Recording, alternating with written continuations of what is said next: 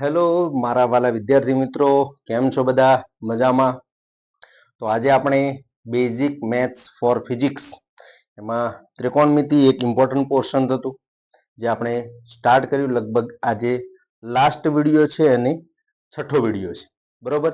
તો આજે આપણે ત્રિકોણમિતિમાં બે ત્રણ નાના નાના પોઈન્ટ જે બાકી રહી ગયા હતા એને મેં આ વિડીયોના અંદર કવર કરી દીધા છે. એટલે લગભગ કોઈ બી પોઈન્ટ ટ્રિગ્નોમેટ્રીમાં આપણે બાકી રહેતો નથી. તો એ નાના નાના બે ત્રણ પોઈન્ટ છે જેને આજે આપણે કવર કરીશું. થોડા એક દાખલાઓની પ્રેક્ટિસ બી કરીશું. તો આજે આપણે શું શું જોવાના છીએ એના વિશે જોઈ લઈએ. પહેલા તો સૌથી પહેલા છે પોઝિટિવ નેગેટિવ એંગલ. એંગલની વાત તો આપણે શાયદ પહેલા ચેપ્ટરમાં કરી હતી, અરે પહેલા વિડીયોમાં કરી હતી. એમાં એંગલના એકમોની વાત કરી હતી. એંગલના એકમોની વાત કરી હતી. પણ અહીંયા કે છે પોઝિટિવ એંગલ અને નેગેટિવ એંગલ, ધન ખૂણો અને ઋણ ખૂણો, એ કોને કહેવાય? તો એ આઈડિયા નથી આપણને. તો એના વિશે આજે ડીપમાં ચર્ચા કરીશું. કારણ કે ધોરણ 11 ના શાયદ લગભગ બીજા યા ત્રીજા ચેપ્ટરના અંદર આપણે એક આવશે ઢાળ, સ્લોપ. સ્લોપ ભણવાનો આવશે. તો સ્લોપ ધન બી હોય, સ્લોપ ઋણ બી હોય. તો એ વખતે આ પ્લસ માઇનસ એંગલની થોડી તકલીફ પડશે. તો આપણે પાણી પહેલા પાળ બોધી દઈશું, માઇનસ પ્લસ એંગલને આપણે સમજી લઈશું તો પ્રોબ્લેમ સોલ્વ થઈ જશે. એના પછી આવે છે સ્મોલ એંગલ એપ્રોક્સિમેશન. તો સ્મોલ એંગલ એપ્રોક્સિમેશન નો મતલબ એ થાય કે આપણે સાઈન 15 ડિગ્રી ભણ્યા, સાઈન 30 ડિગ્રી ભણ્યા, 45, 90, 180, મોટા એંગલ તો બહુ ભણ્યા, પણ નાના એંગલો સાઈન 1 ડિગ્રી બરાબર કેટલા, સાઈન 2 ડિગ્રી બરાબર કેટલા? કારણ કે આનો બી યુઝ ફિઝિક્સમાં થવાનો જ છે. માની લઈએ તો 12માના અંદર ઓપ્ટિક્સ વાળું ચેપ્ટર છે પ્રકાશશાસ્ત્ર. તો એના અંદર આપાત કોણ અને પરાવર્તન કોણની વાત આવશે. એ વખતે એંગલ નાના હશે. તો નાના એંગલો આપેલા હોય ત્યારે સાઈન કોસની વેલ્યુઓ કઈ રીતે નક્કી કરવી ઝડપથી, તો એના વિશે આજે આપણે ચર્ચા કરીશું. ખૂબ નાના એંગલ સાથે ડીલ કરીશું. એના પછી આવે છે મેક્સિમમ એન્ડ મિનિમમ વેલ્યુ. તો મેક્સિમમ અને મિનિમમ વેલ્યુ શાયદ આપણે ચોથા વિડીયોના અંદર આપણે વાત કરી હતી, વિસ્તાર, ત્રિકોણમિતિય વિધેયોના વિસ્તાર. તો એમાં સાઈન નો વિસ્તાર -1 થી +1, કોસ નો વિસ્તાર -પ્લસ થી +1 સુધી, એ તો એના વિસ્તાર હતા. હા, એના સંદર્ભમાં જ છે. પણ અગર 5 સાઈન થીટા લખ્યું હોય તો શું થાય, 10 સાઈન થીટા લખ્યું હોય તો શું થાય, તો એ આપણને ખબર નથી. તો આજે આપણે એને બી કવર કરી લઈશું અને સાથે સાથે ઉપર થોડો મસાલો બી વપરાઈ દઈશું. એક્ઝામ્પલ્સ એ તો છે જ, બરોબર? ત્યારે આ બધી વસ્તુ સારી રીતે સમજમાં આવશે. તો આજે એક બહુ નાના નાના પોઈન્ટ છે, તો આજે આપણે એને સારી રીતે કવર કરી લઈશું. તો ટ્રિગ્નોમેટ્રી આપણું લગભગ પતી જશે. એના પછી એક નવા ચેપ્ટરની શરૂઆત કરીશું. તો ચલો આજે આપણે આની શરૂઆત કરીએ છીએ. તો દરેક વિદ્યાર્થી ફરજિયાતપણે ક્લાસ નોટ લઈને બેસે, સ્પેશિયલ ટાઈમ લઈને બેસે.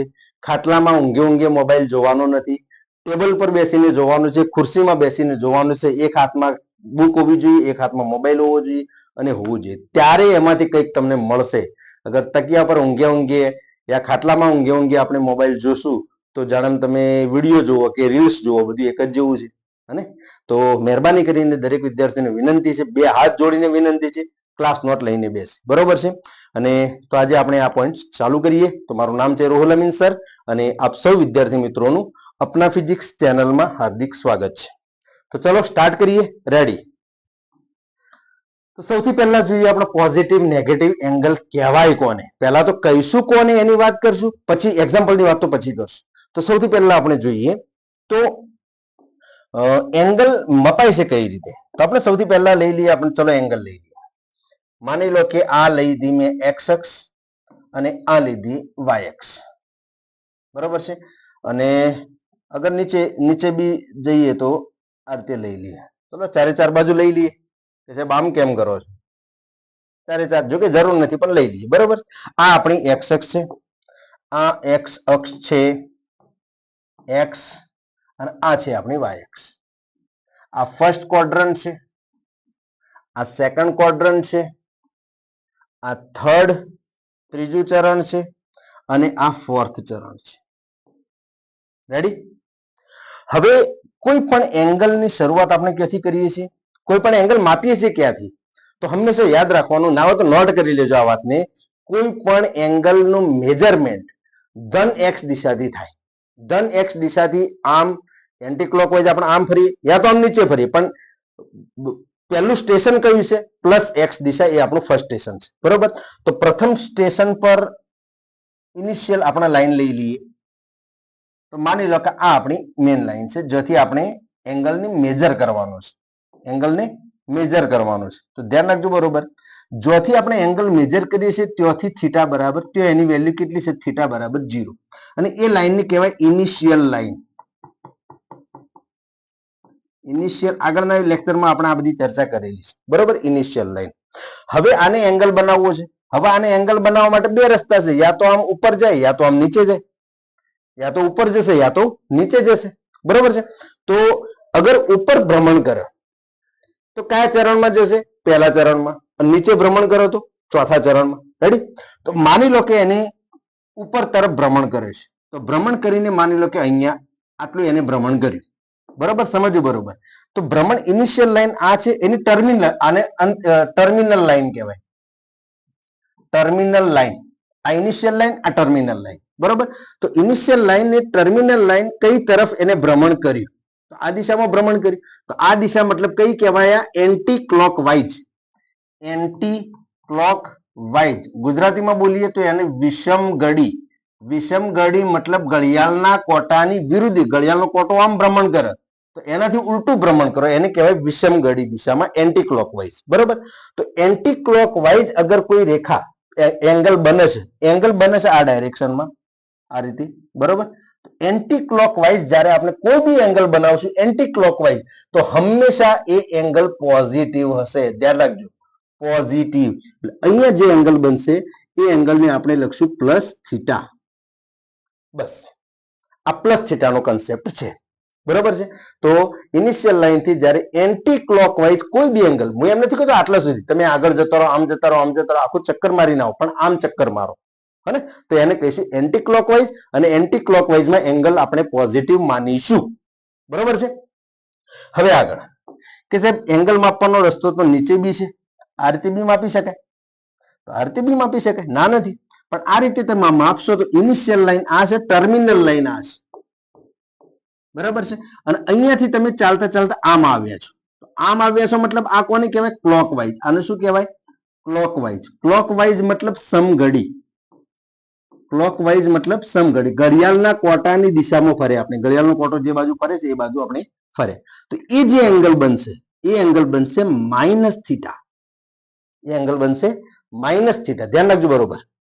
અગર ક્લોકવાઇઝ તમે એંગલ બનાવો છો, આ પ્લસ એક્સ દિશા છે, અગર હું એન્ટી ક્લોકવાઇઝ એંગલ બનાવું છું તો પ્લસ થીટા, અને ક્લોકવાઇઝ એંગલ બનાવું છું તો માઇનસ થીટા. બરોબર છે. તો આ માઇનસ થીટાનો કન્સેપ્ટ છે. તો અચ્છા, એવું નથી કે આટલા સુધી જ માઇનસ થીટા. આમ તમે ગમે તેટલા ચક્કર મારશો ને, 10 ચક્કર મારશો તો બી માઇનસ જ ગણાશે, કારણ કે તમે ફર્યા છો ક્લોકવાઇઝ.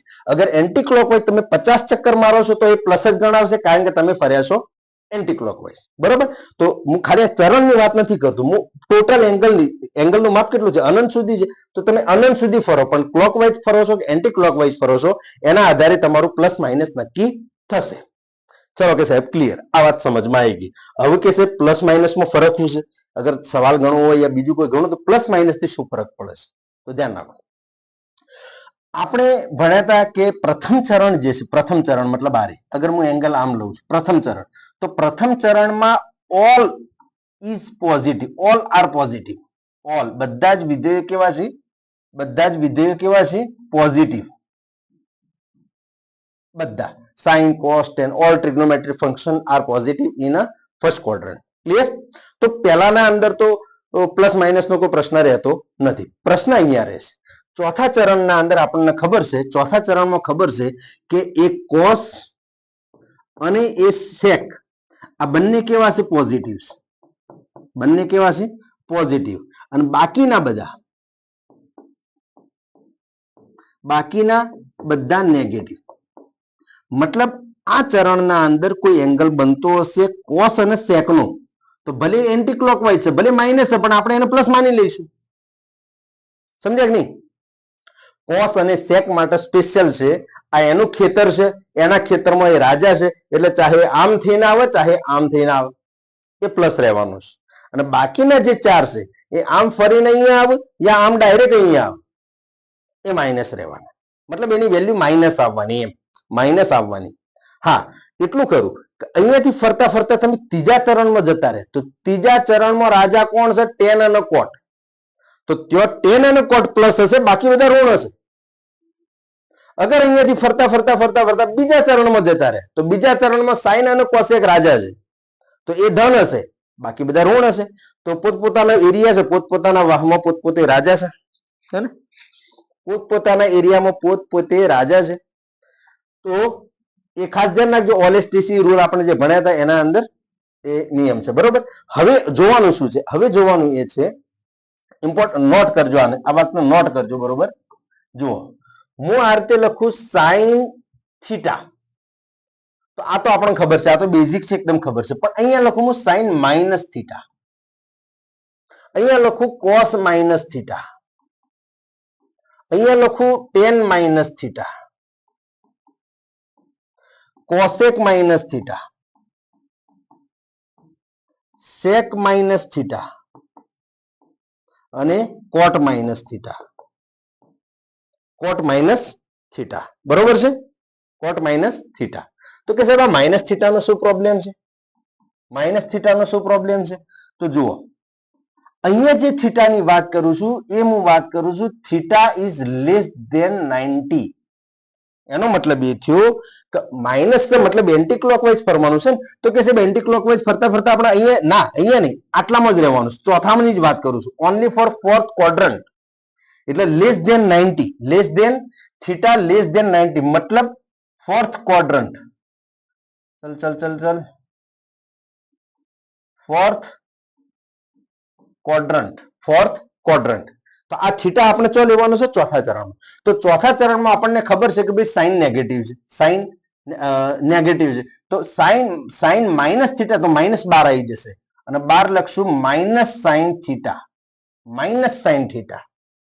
એની જે બી વેલ્યુ આવશે માઇનસ આવશે. કોસ માઇનસ થીટા છે તો ચોથા ચરણમાં કોસ પ્લસ છે, તો અહીંયા આવશે પ્લસ કોસ થીટા. ભલે માઇનસ છે પણ એ 12 આવશે, પ્લસ થઈ જશે, બરોબર. Ten theta is equal two minus ten theta, cosec minus theta is equal two minus cosec theta. આ બધા માઇનસ છે ચોથા ચરણમાં. સેક કેવો છે? સેક પ્લસ છે, પ્લસ સેક થીટા. અને કોટ કેવો છે? માઇનસ છે, માઇનસ કોટ થીટા. સમજમાં આવે છે? આ ફક્ત ચોથા ચરણની વાત કરું છું. અગર ભ્રમણ કરતા કરતા તમે ત્રીજામાં જતા રહે તો ત્રીજામાં તો ટેન અને કોટ પ્લસ છે. બીજામાં જતા રહે તો બીજામાં સાઇન અને કોસ, સાઇન અને કોસેક પ્લસ છે. અને પહેલામાં જતા રહે તો બધા રાજા છે, બધા પ્લસ. તો ખાસ આ વસ્તુ ધ્યાન રાખવાની છે કે માઇનસ ખાલી કોસ, જો અહીંયા હું આગળ ટીક કરું છું, ખાલી કોસ અને સેક આ બંનેના અંદર -12 નહીં આવે, બાકી બધા કેસમાં -12 આવી જશે. કારણ કે આ બાકીના જે બધા રહે એ ચોથા ચરણમાં ઋણ છે, એટલે એના આગળ માઇનસ આવશે. ક્લિયર છે? કે સાહેબ હવે બીજો સવાલ કે સાહેબ થીટા અગર ગ્રેટર ધેન 90 હોય તો ગ્રેટર ધેન 90 હોય તો પોસિબલ છે કે એ થર્ડ ચરણમાં પણ હોઈ શકે, સેકન્ડમાં પણ હોઈ શકે અને ફર્સ્ટમાં પણ હોઈ શકે, હે ને? ફર્સ્ટમાં પણ હોઈ શકે. કારણ કે ભાઈ તું વિચાર કે અહીંયાથી તમે ફરવાનું ચાલુ કર્યું તો આ ચોથું ચરણ, તો ચોથા ચરણની તો વાત થઈ ગઈ. પણ ફરતા ફરતા માની લો કે તમે અહીંયા આવી ગયા, માની લો કે તમે અહીંયા આવી ગયા, અહીંયા આવી ગયા, અહીંયા આવી ગયા, હટ તું ક્યાં જાય છે? અહીંયા આવી ગયા, માની લો તમે અહીંયા આવી ગયા, અહીંયા આવી ગયા. સમજ્યા કે નહીં? તો એંગલ તો આપણે મેજર ક્યાંથી કરીએ છીએ? એંગલ તો અહીંયાથી મેજર કરીએ, અહીંયાથી આમ કરીએ, અહીંયાથી આમ કરીએ, અહીંયાથી આમ કરીએ. સમજમાં આવી કે નહીં? તો ફરો છો તમે ક્લોકવાઇઝ એટલે એંગલ તો માઇનસ જ આવશે, પણ માઇનસ એંગલ હોવાના બાવજૂદ તમે કયા ચરણમાં જઈને ઉભા રહો છો એ બી જોવું પડશે ને. માનો કે તમે બીજામાં આવીને ઉભા રહો છો તો બીજામાં કોનું રાજ ચાલે છે? સાઇન અને કોસેક નું ચાલે છે, તો ત્યાં એ પ્લસ હશે. રેડી? તો બરોબર ધ્યાન રાખજો આને, બરાબર. ચલો, હા, હવે શું કહેતો હતો કે અગર થીટા 90 કરતા મોટો છે તો યા તો, ચલો હું એને વ્યવસ્થિત લખું, યા તો તમે કયા ક્વોડ્રન્ટમાં પહોંચશો? થર્ડ ક્વોડ્રન્ટમાં પહોંચશો તો ટેન અને કોટ પોઝિટિવ. અગર તમે સેકન્ડમાં પહોંચ્યા, એટલો એંગલ ફર્યા કે તમે સેકન્ડમાં પહોંચી ગયા, તો સેકન્ડમાં સાઇન અને કોસ. અને અગર તમે ફર્સ્ટમાં જતા રહે, અગર તમે ફર્સ્ટમાં જતા રહે તો ફર્સ્ટમાં all positive, all positive. Clear છે? ક્લિયર છે? તો જોઈએ હવે આગળ. ચલો હવે થોડા એક્ઝામ્પલ છે, એક્ઝામ્પલ થી તમને આઈડિયા આવી જશે. અહીંયા લખે છે સાઈન -30. તો સાઈન -30 નો મતલબ શું થયો? સાઈન -30 નો હું ફરીથી અહીંયા એક આકૃતિ, કારણ કે આ બધી સંખ્યાઓ મારે અહીંયા સમજાવવાની છે એટલે દોરી દઉં, બધાની ભેગી એક આકૃતિ દોરી દઉં છું. બરોબર? અરે આટલું બધું મોટું નહીં યાર, નાનો થઈ જા ને, કેમેરાન કરે છે. હા, આ એક્સ અક્ષ, આ વાય અક્ષ અને આ બધાની ભેગી હું એક આકૃતિ દોરી દઉં છું. બરોબર છે? આ એક્સ અક્ષ, વાય અક્ષ, ઝેડ અક્ષ. હવે જુઓ, યલો લો અને થોડી મોટી કરી દો. ચલો હવે છે માઇનસ. સૌથી પહેલા તમે એંગલ ઉપર નજર નાખો તો અહીંયા શું છે? -30. તો -30 નો મતલબ એ થયો આપણી ઇનિશિયલ લાઈન તો આ છે, આ ઇનિશિયલ લાઈન, આ ઇનિશિયલ લાઈન છે આપણી. હવે -30 નો મતલબ કઈ દિશામાં ભ્રમણ કરવું? તો ક્લોકવાઇઝ. કેટલા? -30. તો અહીંયાથી -30 ડિગ્રી એંગલ ફરે એ રીતે ચાલો. અહીંયા ચાલે તો માની લો કે આ -30 આવી ગયા. તો આ એંગલ કેટલો બન્યો? -30. કેટલો? -30. હવે સમજીએ. માની લો કે તમારી ઇનિશિયલ સ્ટેશન આ છે, આ ઇનિશિયલ લાઈન. સમજો, થોડું ડીપમાં જઉં છું. આ ટર્મિનલ લાઈન છે. -30 નો મતલબ મતલબ તમારું ફાઇનલ સ્ટેશન અહીંયા છે. હવે અહીંયા તમારું ઇનિશિયલ સ્ટેશન છે, આ ફાઇનલ સ્ટેશન છે. હવે અહીંયાથી અહીંયા આવવાના બે રસ્તા છે. સમજે? અહીંયાથી અહીંયા આવવાના બે રસ્તા છે. કયા કયા? એક તો આયરો શોર્ટકટ, તમે અહીંથી ડાયરેક્ટ વહી આવી જાઓ, યા તો પછી તમે અહીંયાથી એક આખો રાઉન્ડ મારીને અહીંયા આવો. સમજે? બરોબર? બરાબર. અગર તું અહીંયાથી અહીંયા રાઉન્ડ મારીને આવો તો કેટલો એંગલ ચાલે? તો 330 ડિગ્રી ચાલે. કેટલું? અગર આખું રાઉન્ડ પૂરું કર્યું હોત તો 360 ડિગ્રી આવત. તો અહીંયા કેટલું ચાલે? 330. તો કે સાહેબ અહીંયાથી આમ -30 ચાલુ યા 330 ચાલુ, ફરક શું પડશે? કોઈ ફરક નહીં પડતો, બંને સેમ આવશે. ચાહે તું આમ ટીપ મારી નાખ 330 એની વેલ્યુ તું શોધી લે, યા તો પછી તું -30 ની શોધી લે, બંનેનો જવાબ સેમ આવશે. બંને હું ચેક કરીને બતાવું છું એક સવાલ માટે, બાકીના સવાલમાં તમે જાતે ચેક કરી શકો છો. જુઓ, સાઈન -30. ચલો પહેલી વાત તો સાઈન છે, ચોથા ચરણમાં સાઈન કેવું છે? ઋણ છે. ચોથા ચરણમાં સાઈન ઋણ છે એટલે -12 આવી જશે. -sin 30 ડિગ્રી અને sin 30 ડિગ્રીની વેલ્યુ છે 1/2, એટલે આનો જવાબ આવશે -1/2. આ પહેલાનો જવાબ આવી ગયો. હવે કે સાહેબ આ 330 વાળું સમજાવો. તો અહીંયા હું લખું છું, જુઓ, sin 330. એક કામ કરો, અહીંયા જ લખું પણ અલગ કલર થી લખું એટલે તમને ખ્યાલ આવે. અહીંયા લખું છું. બરાબર? sin 330. હવે sin 330 ના અર્થે લખાય sin 360 - 30 લખી શકાય. હવે 360 હોય એટલે વિધેય ચેન્જ નહીં થાય, તો સાઈન નો સાઈન આવશે. અને 360 sin 30 અને 360 - 30 મતલબ ચોથું ચરણ, ચોથા ચરણમાં સાઈન ઋણ છે. શું આવ્યું? -30 તો -30 બરાબર -1/2. તો ચાહે તમે આમ ઓટો મારો, ચાહે આખી ટીપ મારીને આવો, બંને જવાબ સેમ છે. હવે કે સાહેબ આનાથી ફાયદો શું થશે? આનાથી ફાયદો એ થશે કે અગર હું તમને એમ પૂછું કે sin 45 ગયા અહીંયા, હું એમ પૂછું કે અહીંયાથી ટોટલ એંગલ 325 ડિગ્રી થાય છે, તો 325 ડિગ્રીનો જવાબ આપો. માની લો cos 325 મેં પૂછ્યા, cos 325 મેં પૂછ્યા, તો એનો જવાબ આપો. તો હવે વિચારો કે cos 325 તમે આમ ફરીને આવો એના કરતા તમે વહીથી ડાયરેક્ટ આવી જાઓ. તો વહીથી ડાયરેક્ટ આવશો તો કેટલા આવશે? 45. અરે સોરી 315 હો, કારણ કે 360 થી વધવો ના જોઈએ. અને 315 નો પૂછાય સવાલ તો તમે યા તો આમ આખું ટીપ મારીને 315 ની વેલ્યુ શોધી શકો છો, યા તો પછી આમ ડાયરેક્ટ 45 ની લાવી દો ને. બંનેનો જવાબ સેમ આવવાનો છે. તો cos 45 ની કિંમત કેટલી છે? 1/√2 અને ચોથા ચરણમાં cos પ્લસ છે એટલે જવાબ પ્લસ આવશે. તો હવે તું 315 ની કિંમત મજૂરી કરીને લાય, યા તો પછી તું ડાયરેક્ટ શોર્ટકટ વાપરીને આ જવાબ લઈ દે. દોનો બાतें સેમ હે ને? કોની વાત નથી યાર. એટલે આ ઇમ્પોર્ટન્ટ વાત આ છે. બાકી વેલ્યુ તો હાલ 1 મિનિટમાં બધી પતાવી દઈશ, 1 સેકન્ડમાં પતાવી દઈશ, કઈ મોટી વાત નહીં. 10 - 45 માઇનસ વિધેય છે એટલે 10 45 આવશે અને 10 45 ની કિંમત -1. cos - 45 cos છે એટલે પ્લસ થઈ જશે, તો cos 60 અને cos 60 એટલે 1/2. cos 60 એટલે 1/2. cosec - 45 તો cosec 45 અને કોસેક 45 ની કિંમત -√2, sec 60 મતલબ પ્લસ sec 60 અને sec 60 એટલે cos 60 ની વેલ્યુ શું છે 1/2 એટલે આનો જવાબ આવશે +2. કિંમતો ઇમ્પોર્ટન્ટ નથી, આ તો તમે શોધી લેશો, પણ હું જે કન્સેપ્ટ કહેવા માંગુ છું એ તમે સમજો, ટ્રીક સમજો કે અગર તમને એન્ટી ક્લોકવાઇઝ કોઈ એંગલ મોટો આપેલો છે અને એની વેલ્યુ માગે તો તમારે એ મોટા એંગલને છોડી અને તમારા ક્લોકવાઇઝ એંગલ પકડીને ડાયરેક્ટ વેલ્યુ લાવી દેવાની. નહીં સમજ્યા? હજુ હું એમ પૂછું, ચલો હું એક સવાલ આપું છું, બોલ પેન વગર જવાબ આપજો. tan 330 ની વેલ્યુ મને કહો. tan 330 ની વેલ્યુ મને જણાવો. તમે વિચારો બેઠા બેઠા. tan 330 તો વિચાર કે તમે આમ ફરીને 330 આવો, એના કરતા ડાયરેક્ટ શોર્ટકટમાં 30 ડિગ્રી જતો રહે ને. tan 30 ની કિંમત 1/√3. હવે 330 આવ્યું કે ચોથા ચરણમાં tan ઋણ જતો, માઇનસ મૂકી દે, આગળ માઇનસ મૂકી દે. સમજો કે નહીં? મોટી જર્ની નહીં કરવાની, શોર્ટ જર્નીમાં જવાબ આપી દેવાનો. માઇનસ પ્લસ ચરણ એએસટીસી રૂલ વાપરશો એટલે જવાબ મળી જશે. સમજ્યા કે નહીં? તો ઇમ્પોર્ટન્ટ તમે આના ઉપર ફોકસ ના કરો, તમે ફોકસ કરો કે અગર મને આમ એંગલ આપેલો હોય તો એનાથી ઊંધો હું વિચારી શકું. હા, વિચારી શકાય, બિલકુલ. સમજ્યા કે નહીં? તો બિલકુલ આસાન છે. એના પછી આગળ જઈએ.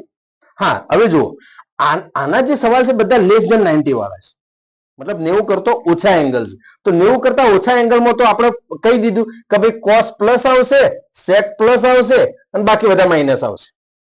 પણ મોટો એંગલ હોય તો મોટા એંગલમાં તો ના કહી શકાય કે ભાઈ cos પ્લસ આવશે કે sec પ્લસ આવશે. એ તો હવે કયા ચરણમાં ગાડી ઊભી રહેશે જઈને એ જોવું પડશે, હે ને? તો ચલો, સૌથી પહેલું છે sin 240. અરે sin 240 તો જુઓ અહીંયા, આ x અક્ષ, આ y અક્ષ. 240 જુઓ, માઇનસ લખ્યા છે એટલે ફરવાનું છે ઉલટું. તો જુઓ, અહીંયાથી આયા 90 દુના 180, 180 અને 240 એટલે કેટલા? હજી 60 ખૂટે ને, તો હજુ 60 આપણે ચાલવાનું. તો એ આ 60 સુધી ચાલે, આટલું આપણે ચાલવાનું છે. હવે આટલું ચાલશો એટલે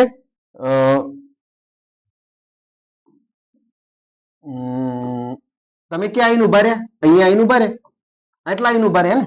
તો કેટલા એંગલ ચાલ્યા તમે? 240 ડિગ્રી ચાલ્યા, પણ ક્લોકવાઇઝ ચાલે એટલે માઇનસ છે. હવે હું આમ ચાલુ, એના કરતા હું આમથી આમ આવી જાઉં ડાયરેક્ટ. તો અગર તું અહીંયાથી ચાલીને અહીંયા આવું તો કેટલો એંગલ ચાલવું પડશે તારે? 120. ટોટલ 360 થવા જોવું ને. તો અહીંયા અગર 240 ડિગ્રી ચાલીને આમ આવશે તો આમથી 120 ડિગ્રી ચાલવું પડશે. તો એનો મતલબ હું એમ કહેવા માંગુ છું, તમે sin 240 લખો યા તો તમે sin 120 લખો. આ બંને વાતો સેમ છે ભાઈ, આ બંને સેમ કહેવા માંગે છે. તમે -240 એનો મતલબ તમે ઉલટી મુસાફરી કરીને આવ્યા છો, અને 120 મતલબ સીધી કરીને આવ્યા છો. સ્ટેન્ડ તો બંનેનું એક જ આવ્યું છે ને. તો ચાહે તમે આની વેલ્યુ શોધો, ચાહે તમે આની વેલ્યુ શોધો, બંનેનો જવાબ સેમ આવશે. ઓકે સાહેબ, 120 ની વેલ્યુ છે રીતના લાવવી. અરે ગાંડા, sin 90 + 30.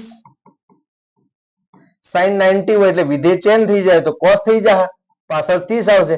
90 + 30 એટલે બીજું ચરણ, બીજા ચરણમાં sin ધન છે એટલે અહીં પ્લસ આવશે, અને cos 30 ની કિંમત છે +√3/2. અજાબ આવી ગયો આનો. હવે તું 120 નો લાય કે આનો લાય, જવાબ તો સેમ આવવાનો ને ભાઈ. સાહેબ બતાવો કે નહીં ચાલે, 240 બતાવો, નહીં ચાલે. તો જો આની બીજી રીત, એક રીત તો હું આ બતાવી, બીજી રીત બતાવું છું અહીંયા.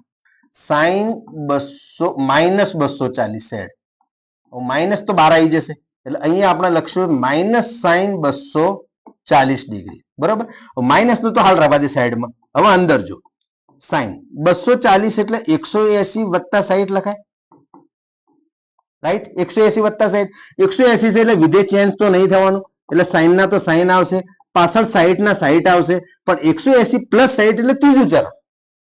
180 + 60 એટલે ત્રીજું ચરણ, અને ત્રીજા ચરણમાં સાઈન ઋણ છે. ત્રીજા ચરણમાં સાઈન ઋણ છે એટલે પાછું માઇનસ આવશે, એટલે 12 માઇનસ હતું ને એ માઇનસ એટલે પ્લસ થાય, અને sin 60 ની કિંમત છે +√3/2. લે ભાઈ, આ રીત જોઈ લે, આ રીત જોઈ લે. સમજ્યા કે નહીં? સેમ છે. તો આ રીતે તમે સમજી શકો છો. બાકીના સવાલને આપણે એ રીતે બી ગણશું, એ રીતે બી ગણશું. ચલો, આ બે સવાલ હું તમને આપી દઉં છું હોમવર્કમાં. આ બંને સવાલ હું આપી દઉં છું હોમવર્કમાં, આ તમારે જાતે ગણવાના છે અને મને કોમેન્ટમાં એનો જવાબ જણાવવાનો છે. બરોબર, આ સવાલ હું તમને અહીંયા સમજાવી દઉં છું.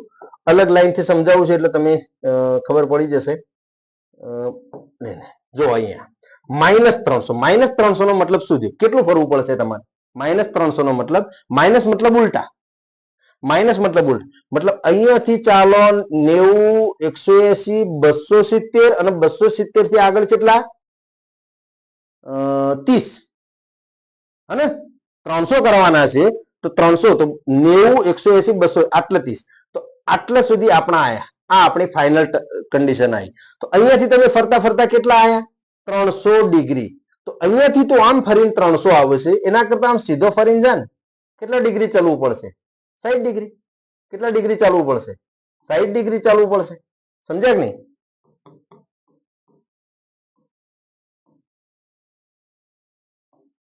સમજ્યા કે નહીં? 60 ડિગ્રી ચાલવું પડશે. તો આમ ચાલીને તું 300 લાય, એના કરતા આમ ચાલીને 60 લાવી દે. તો તું આનો જવાબ યા તો તું જો માઇનસ એટલે 12 તો આવવાનું છે. જો 10 ના અંદર -12 આવશે એ વાત ફાઇનલ છે. એ તો મેં પહેલું લખાઈ દીધું. આ જોઈ લે. બરોબર છે, એ તો 12 આવવાનું જ છે. -300. બરોબર. હવે -300 છે તો 10 300 ની વેલ્યુ લાવો, યા તો પછી 10 30 ની, અરે 10 60 ની વેલ્યુ લાવો. બંને સેમ છે. આ બંનેનો જવાબ સેમ આવશે. અને કેટલો આવશે? તો 10 60 ની કિંમત કેટલી છે? +√3. હવે તમે આમ થઈને જાશો તો પહેલા ચરણમાં આવશો, આમ ચાલશો તો પહેલા ચરણમાં આવશો. તો પહેલા ચરણમાં તો કિંમતો ચાહે 300 ની લાવો, ચાહે 60 ની લાવો, પોઝિટિવ આવવાની. બરોબર છે. તો આની બી કિંમત પોઝિટિવ જ આવશે. તો કે સાહેબ 12 માઇનસ, એટલે 12 માઇનસ છે પણ આની કિંમત નેગેટિવ આવશે. નેગેટિવ આવશે એટલે માઇનસ માઇનસ પાછું પ્લસ થઈ જશે. કે સાહેબ તમે અહીંયા એવું લખ્યું કે સાહેબ fourth quadrant theta is less than 90, કે થીટા ઇઝ લેસ ધેન 90 હોય તો જ -12 આવે અને બાકીના કેસમાં ના આવે. તો જો અહીંયા આ -300 છે છતાં બી -12 કાઢ્યા છે. હું એમ કહેવા માંગુ છું કે થીટા લેસ ધેન 90 હોય, ચાહે થીટા ગ્રેટર ધેન 90 હોય, -12 આવવું એ અલગ વાત છે. અને એનું ફાઇનલ સ્ટેશન કયા ચરણમાં આવશે એનું માઇનસ પ્લસ આવવું એ અલગ વાત છે. સમજ્યા? અહીંયા બે માઇનસ ના લોચા છે. એક છે તમે એન્ટી ક્લોકવાઇઝ ચાલો છો એનું માઇનસ, અને બીજું આવે છે કે તમે એન્ટી ક્લોકવાઇઝ ચાલતા ચાલતા માની લો તમે બીજા ચરણમાં ગયા. હવે બીજા ચરણમાં કોસ ઋણ છે એટલે પાછું એનું બી માઇનસ આવશે. એટલે બે માઇનસ ભેગા થશે એટલે માઇનસ માઇનસ પ્લસ થઈ જશે. એમ સમજ્યા કે નહીં? અહીંયા માઇનસ પ્લસ જે બહાર કાઢું છું એ ફક્ત ચોથાની વાત નથી, એ તો જે જનરલ વાત કરી છે. આ તો જનરલ વાત છે. ગ્રેટર ધેન હશે તો બી આ થવાનું, પણ પછી માઇનસ માઇનસ પ્લસ થવાનું એ એના વેલ્યુ ના કારણે. અહીંયા -10 300 છે તો 10 300 ની વેલ્યુ નેગેટિવ આવશે. એટલે આ નેગેટિવ અને આ નેગેટિવ, તો બંને ભેગા થઈ અને શું થઈ જશે? પ્લસ. બંને ભેગા થઈને શું થઈ જશે? પ્લસ. બરાબર, આ પ્લસ થઈ જશે. સમજો? બરોબર. હવે આ બંને કિંમતો, હવે મને એમ કહો જવાબ પ્લસ આવશે કે માઇનસ આવશે? મને કહી દો. ચલો, cos -300 વિચારો. -300 મતલબ કયા ચરણમાં જઈને તમે ઉભા રહેશો? પહેલા કયા ચરણમાં ઉભા રહેશો? તો માઇનસ મતલબ ઉલટું ચાલવાનું. ઉલટા ચાલશો 300 એટલે પહેલા ચરણમાં એને ઉભા રહેશો, અને પહેલા ચરણમાં બધા ધન છે તો આનો જવાબ પોઝિટિવ આવશે. પોઝિટિવ જવાબ આવશે, જે બી આવશે. ચલો, કોટ -120. -120 મતલબ ઉલટું ચાલવાનું છે તો ઉલટા ચાલો. 120 મતલબ કયું ચરણ? ત્રીજું ચરણ. ત્રીજા ચરણમાં tan અને cot પ્લસ, તો cot 120 ની જે વેલ્યુ આવશે એ વેલ્યુ પોઝિટિવ આવશે. વેલ્યુ કેવી આવશે? પોઝિટિવ આવશે. સમજ્યા કે નહીં? ચલો, આને હું પાછળના પેજ ઉપર ગણાવું. ચલો, cot 120, cot -120. તો જો cot છે એટલે માઇનસ તો 12 આવવાનું, તો આ -12 લઈ દીધું. cot 120. હવે cot 120 ની વેલ્યુ આપણે લાવવી હોય તો શું લખીએ? cot 180 - 60 લખીએ કે? લખીએ કે? તો માઇનસ, તો cot, અચ્છા 180 છે એટલે વિધેય ચેન્જ થવાનું નથી એટલે cot નું તો cot આવવાનું, એટલે cot 60. અને વિચારો 180 - 60 એટલે કયું ચરણ? બીજું ચરણ ને. તો બીજા ચરણમાં cot નેગેટિવ છે એટલે એનું માઇનસ અલગ, એટલે માઇનસ માઇનસ પ્લસ થશે. અને cot 60 ની વેલ્યુ કેટલી? તો tan 60 ની √3 છે તો cot 60 ની 1/√3. તો આનો જવાબ આવશે 1/√3. ક્લિયર છે? ક્લિયર છે? હવે હું એ કહેવા માંગતો હતો કે તમે ઉલટા ફરીને 120 આયા તો સીધા ફરીને કેટલા આવત? તમે ક્લોકવાઇઝ ફરીને 120 ઉપર આયા તો એન્ટી ક્લોકવાઇઝ ફરીને આવો તો કેટલા એંગલ ચાલવું પડે તમારે? 240 એંગલ ચાલવું પડે. 240 ચાલવું પડે કે નહીં? તો હવે હું એમ કહું છું કે કોટ 240 ની અગર તું વેલ્યુ શોધી તો એનો જવાબ બી આટલો જ આવશે, +1/√3. +1/√3. ક્લિયર છે? બીજો કયો સવાલ હતો? cos -300. તો આટલું તો તમે હોમવર્કમાં ગણી લેજો. બરોબર છે? ચલો હવે આવે છે સ્મોલ એંગલ એપ્રોક્સિમેશન. આ થોડી એક નવી કહાની છે.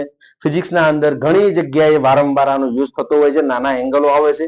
નાના એંગલો વખત આપણે ઘણા વિદ્યાર્થીઓ જાણતા નથી હોતા એટલે પછી અટવાય છે. તો આપણે જુઓ, સ્મોલ એંગલ એપ્રોક્સિમેશન નો મતલબ ખૂબ નાના એંગલ માટે અગર થીટા ખૂબ નાનો, આ વાત વારંવાર આવશે. હું અહીંયા લખું છું, જો થીટા ખૂબ નાનો હોય તો, નાનો હોય ત્યારે આખું લેક્ચર, મતલબ અહીંયાથી જે સ્ટાર્ટ થયું લેક્ચર, એ લેક્ચર આ ચાહે હું બોલું યા ન બોલું, તમારે બાય ડિફોલ્ટ આને સમજી લેવાનું કે થીટા નાનો હોય એની વાત કરી રહેશે. બરોબર? તો થીટા ખૂબ નાનો હોય તો શું થાય? તો આપણે સૌથી પહેલા વાત કરીશું સાઇનની. Sine theta. Sine theta. અચ્છા, એક ટેલર સિરીઝ એક્સપેન્શન, એટલા લેવલ સુધી આપણે જવાનું નથી પણ સમજાઈ દઉં છું, કઈ વાંધો નહીં. ખાલી સાંભળો, તમે જુઓ, મજા આવશે થોડી. Taylor series expansion.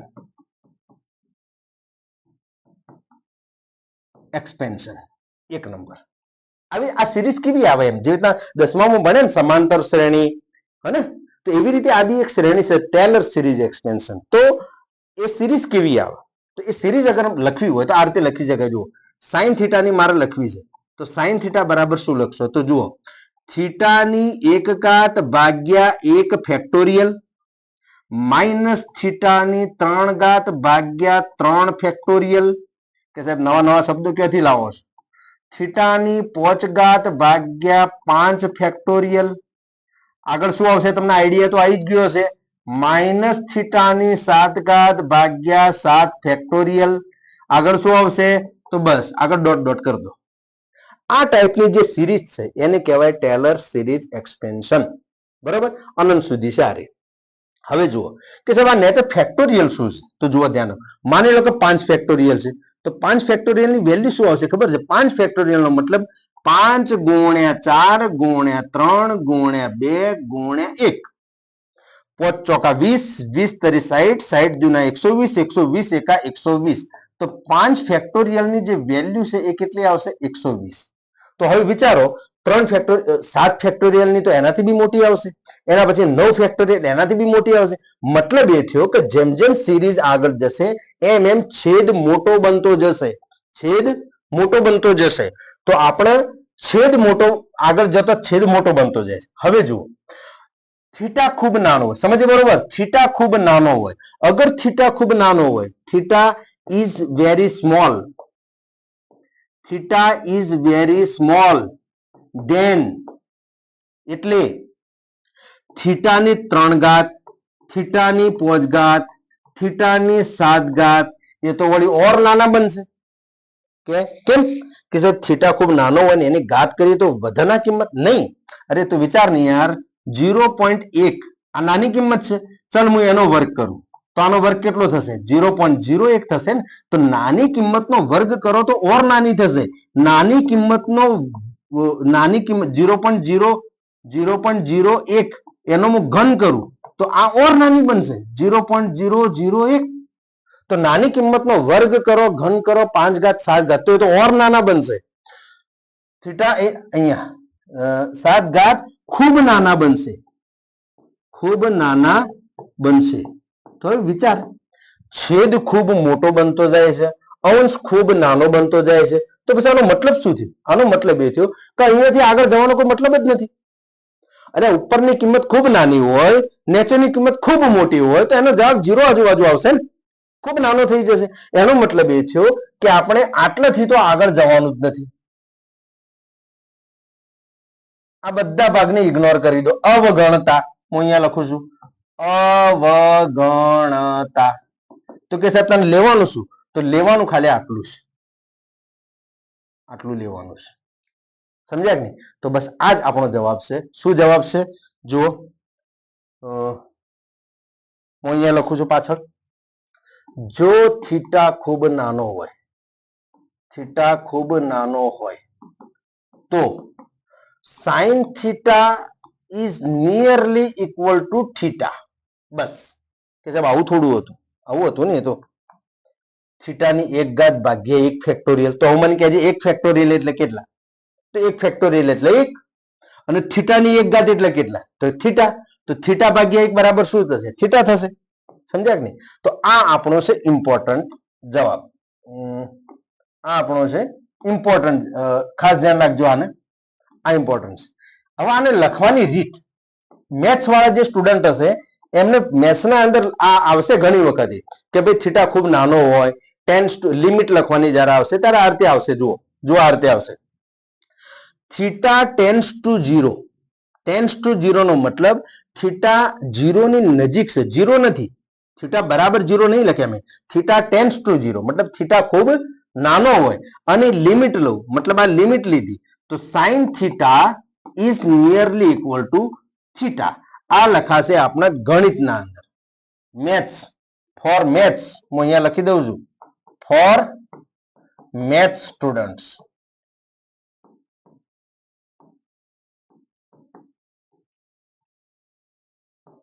મતલબ જેડબલ્યુ વાળા, મેથ્સ વાળા આ રીતે એને આ ચોપડીમાં આ રીતે લખેલું હશે એમ. અને આ આપણો સિમ્પલ. તો યાદ આપણે આ રાખવાનું છે કે સાઇન થીટાની વેલ્યુ અગર થીટા ખૂબ નાનો હોય તો સાઇન થીટા બરાબર હું થીટા લખી શકું છું. દાખલા તરીકે હું આને હટાવી દઉં છું. બરાબર, દાખલા તરીકે હું અહીંયા લખું સાઇન 3 ડિગ્રી. હવે સવાલ એવો થાય, એક સવાલ એવો થાય કે થીટા ખૂબ નાનો એટલે કેટલો નાનો? તો યાદ રાખજો, અહીંયા હું લખું છું theta is less than 10. Theta is less than 10. ધ્યાન રાખજો, આને ખાસ લખજો, પાછા આને લખજો. સાહેબ નાનો બોલ કેટલો નાનો? તો 10 સુધી, 10 થી આગળ નહીં જવાનું. 15 ડિગ્રી 30 ડિગ્રી એટલા બધા નહીં, એટલો બધો મોટો નહીં. એટલો બધો મોટો એંગલ હશે તો આ સૂત્ર સાચું નહીં પડે. આ સૂત્ર ત્યારે જ સાચું પડશે જ્યારે થીટા ખૂબ નાનો હોય. થીટા ખૂબ નાનો હોય તો 3 ડિગ્રી તો નાનો કે એંગલ કહેવાય ને. તો સાઇન 3 ડિગ્રી બરાબર કેટલા? તો વિચાર, સાઇન થીટા બરાબર થીટા, તો સાઇન 3 ડિગ્રી બરાબર 3 ડિગ્રી. સાઇન 3 ડિગ્રી બરાબર 3 ડિગ્રી. બરોબર. તો કે આ જવાબ આવી ગયો? આ જવાબ આવી ગયો? તો ના, આ જવાબ નહીં આવે. જો અહીંયા પ્રોબ્લેમ શું છે? સાઇન થીટા બરાબર થીટા. હવે થીટા એકલો હોય એટલે હેમાં હોવો જોઈએ? રેડિયનમાં હોવો જોઈએ. થીટા એકલો હોય એટલે શામાં હોવો જોઈએ? રેડિયનમાં હોવો જોઈએ. અને તું શામાં લાવ્યો? ડિગ્રીમાં. તો ના, આ સાચો જવાબ નથી. આ લખ્યું એ સાચું છે પણ આ જવાબ નથી. સાઇન 3 ડિગ્રી બરાબર 3 ડિગ્રી એ જવાબ નથી, પણ 3 ડિગ્રીને તમારે શામાં કન્વર્ટ કરવા પડશે? રેડિયનમાં. તો 3 ડિગ્રીને રેડિયનમાં કરવા માટે પાઈ બાય 180 વડે ગુણવાના. અને પાઈ બાય 180, પાઈ એટલે કેટલા? 3. આ જુઓ, પાઈ બાય 180 વડે ગુણ્યા એટલા રેડિયન થઈ ગયા. હવે હું પાઈની જગ્યાએ 3.14 લખું છું, મતલબ રેડિયનમાં જ છીએ આપણે એમ, ભાગ્યા 180 રેડિયન. હવે આનું જે સાદુરૂપ આવશે એ આવશે સાઇન 3 નો જવાબ. સાઇન 3 નો જવાબ. તો કે સાદુરૂપ કેટલું આવશે? તો કેલ્ક્યુલેટર લઈ લઈએ. ચલો, 3 ગુણ્યા 3.14, 3 ગુણ્યા 3.14 ભાગ્યા 180 ઇઝ ઇક્વલ ટુ 0.05233. 0.05233 આટલો જવાબ આવે સાઇન 3 ડિગ્રીનો. બરોબર છે. એવી રીતે બીજો એક સવાલ લઈ લો. ચલો, સાઇન 6 ડિગ્રી. તો sine 6 degree is nearly equal to 6 degree, but 6 degree is not answer in radian. તો રેડિયન માટે શું કરશું? 6 ગુણ્યા પાઈ બાય 180. અને 6 ગુણ્યા પાઈ બાય 180 મતલબ 6 ગુણ્યા 3.14 ગુણ્યા ભાગ્યા 180. તો જુઓ, 6 તરી 18, 6 તરી 18, 18 ભાગ્યા 100 એટલે 1/10 જેવું આવશે. 1/10 એટલે 0.1. કેલ્ક્યુલેટર યુઝ કરી પરફેક્ટ જવાબ જોતો હોય તો કેલ્ક્યુલેટર જોશે. બરોબર. 6 ગુણ્યા 6 લખ્યા 9 લખ્યા કાઢો કઈ હા 6 ગુણ્યા 3.14 ભાગ્યા 180 0.1 આજુબાજુ મેં કીધું ને 0.1046 0.1046 તો આ રીતે આપણે સાઇન ની ડીલ કરીશું. આ ઇમ્પોર્ટન્ટ પોઈન્ટ છે, લખી નાખજો આને. બરાબર છે. અગર થીટા ખૂબ નાનો હોય તો sine theta is nearly equal to theta. એની કઈ વેલ્યુ લાવવાની જરૂર નથી. બરાબર થીટા, પણ એટલું યાદ રાખો થીટા રેડિયનમાં હોવો જોઈએ. આ નહીં, આ ભલે ડિગ્રીમાં રહ્યો પણ જવાબ રેડિયનમાં આવવો જોઈએ. અને સમજો બરોબર. હવે જુઓ એક ખાલી પ્રેક્ટિકલી વાત કરું છું કે થીટા લેસ ધેન 10 ડિગ્રી કહે છે, ભાઈ 10 ડિગ્રીથી મોટો હોય તો કે સાહેબ એનો જવાબ ના આવે. તો લગભગ હું માનું છું મેં કેલ્ક્યુલેશન કર્યું છે ત્યાં સુધી તો લગભગ 25-30 સુધી સાચો જવાબ પડે છે આનો. અગર સાઇન 30 ડિગ્રી અગર હું ચેક કરું તો એનો જવાબ જુઓ એ ખાલી એક્સ્ટ્રા બતાવું છું. Extra sine 30 degree. હવે આપણને ખબર છે સાઇન 30 ડિગ્રીની કિંમત કેટલી આવે છે? 1/2. પણ અગર એ રીતે નહીં, હું મારી રીતે આપણે વિચારીએ કે sine 30 degree is nearly equal to 30 degree. Right? Is nearly equal to 30 degree. હવે 30 ડિગ્રી જે છે એને હું રેડિયનમાં કન્વર્ટ કરું તો શું લખશું? 30 ગુણ્યા પાઈ બાય 180 બરાબર 30 ગુણ્યા પાઈ એટલે કેટલા? 3.14 ભાગ્યા 180. બરાબર. હવે 30 ગુણ્યા 3.14 કરશો એટલે 90 આજુબાજુ આવશે. 90 ભાગ્યા 180 એટલે આની કિંમત આવશે નિયરલી ઇક્વલ ટુ 1/2. લો સાઇન 30 ની કિંમત હું એ રીતે બી 1/2 લાવ. આ તો આપણને ખબર જ છે કે સાઇન 30 ની કિંમત 1/2, પણ આ રીતે આ કન્સેપ્ટનો યુઝ કરીને બી 1/2 લાવે. પણ 30 થી આગળ તમે જશો ને તો પછી અહીંયાથી આગળ પોસિબલ નથી, મતલબ જવાબ મેચ નથી કરતો એમ. તમે સાઇન 45 ની કિંમત લાવો તો નહીં આવે. તો જનરલી ટીચરો એમ કહે છે કે નાના એંગલ માટે એટલે 10 ડિગ્રી સુધી આ શક્ય છે, પણ એવું નથી, આગળ બી જઈ શકાય છે. પણ આપણે નથી જતા, એ ટીચરો એમની જગ્યાએ રાઈટ છે, પણ આપણે અહીંયા સુધી બી પોસિબિલિટી આ મેં જાતે કરેલું છે, શોધેલું છે. મેં કીધું ક્યાં સુધી આ શરત સેટિસ્ફાઈડ છે તો લગભગ 30 સુધી તો થઈ જાય છે. એનાથી આગળ પછી વેરિએશન વધારે આવે છે, આવે છે, એટલે આપણે અહીંયાથી આગળ જતા નથી. ક્લિયર છે? તો આ વાત થઈ સાઇનની.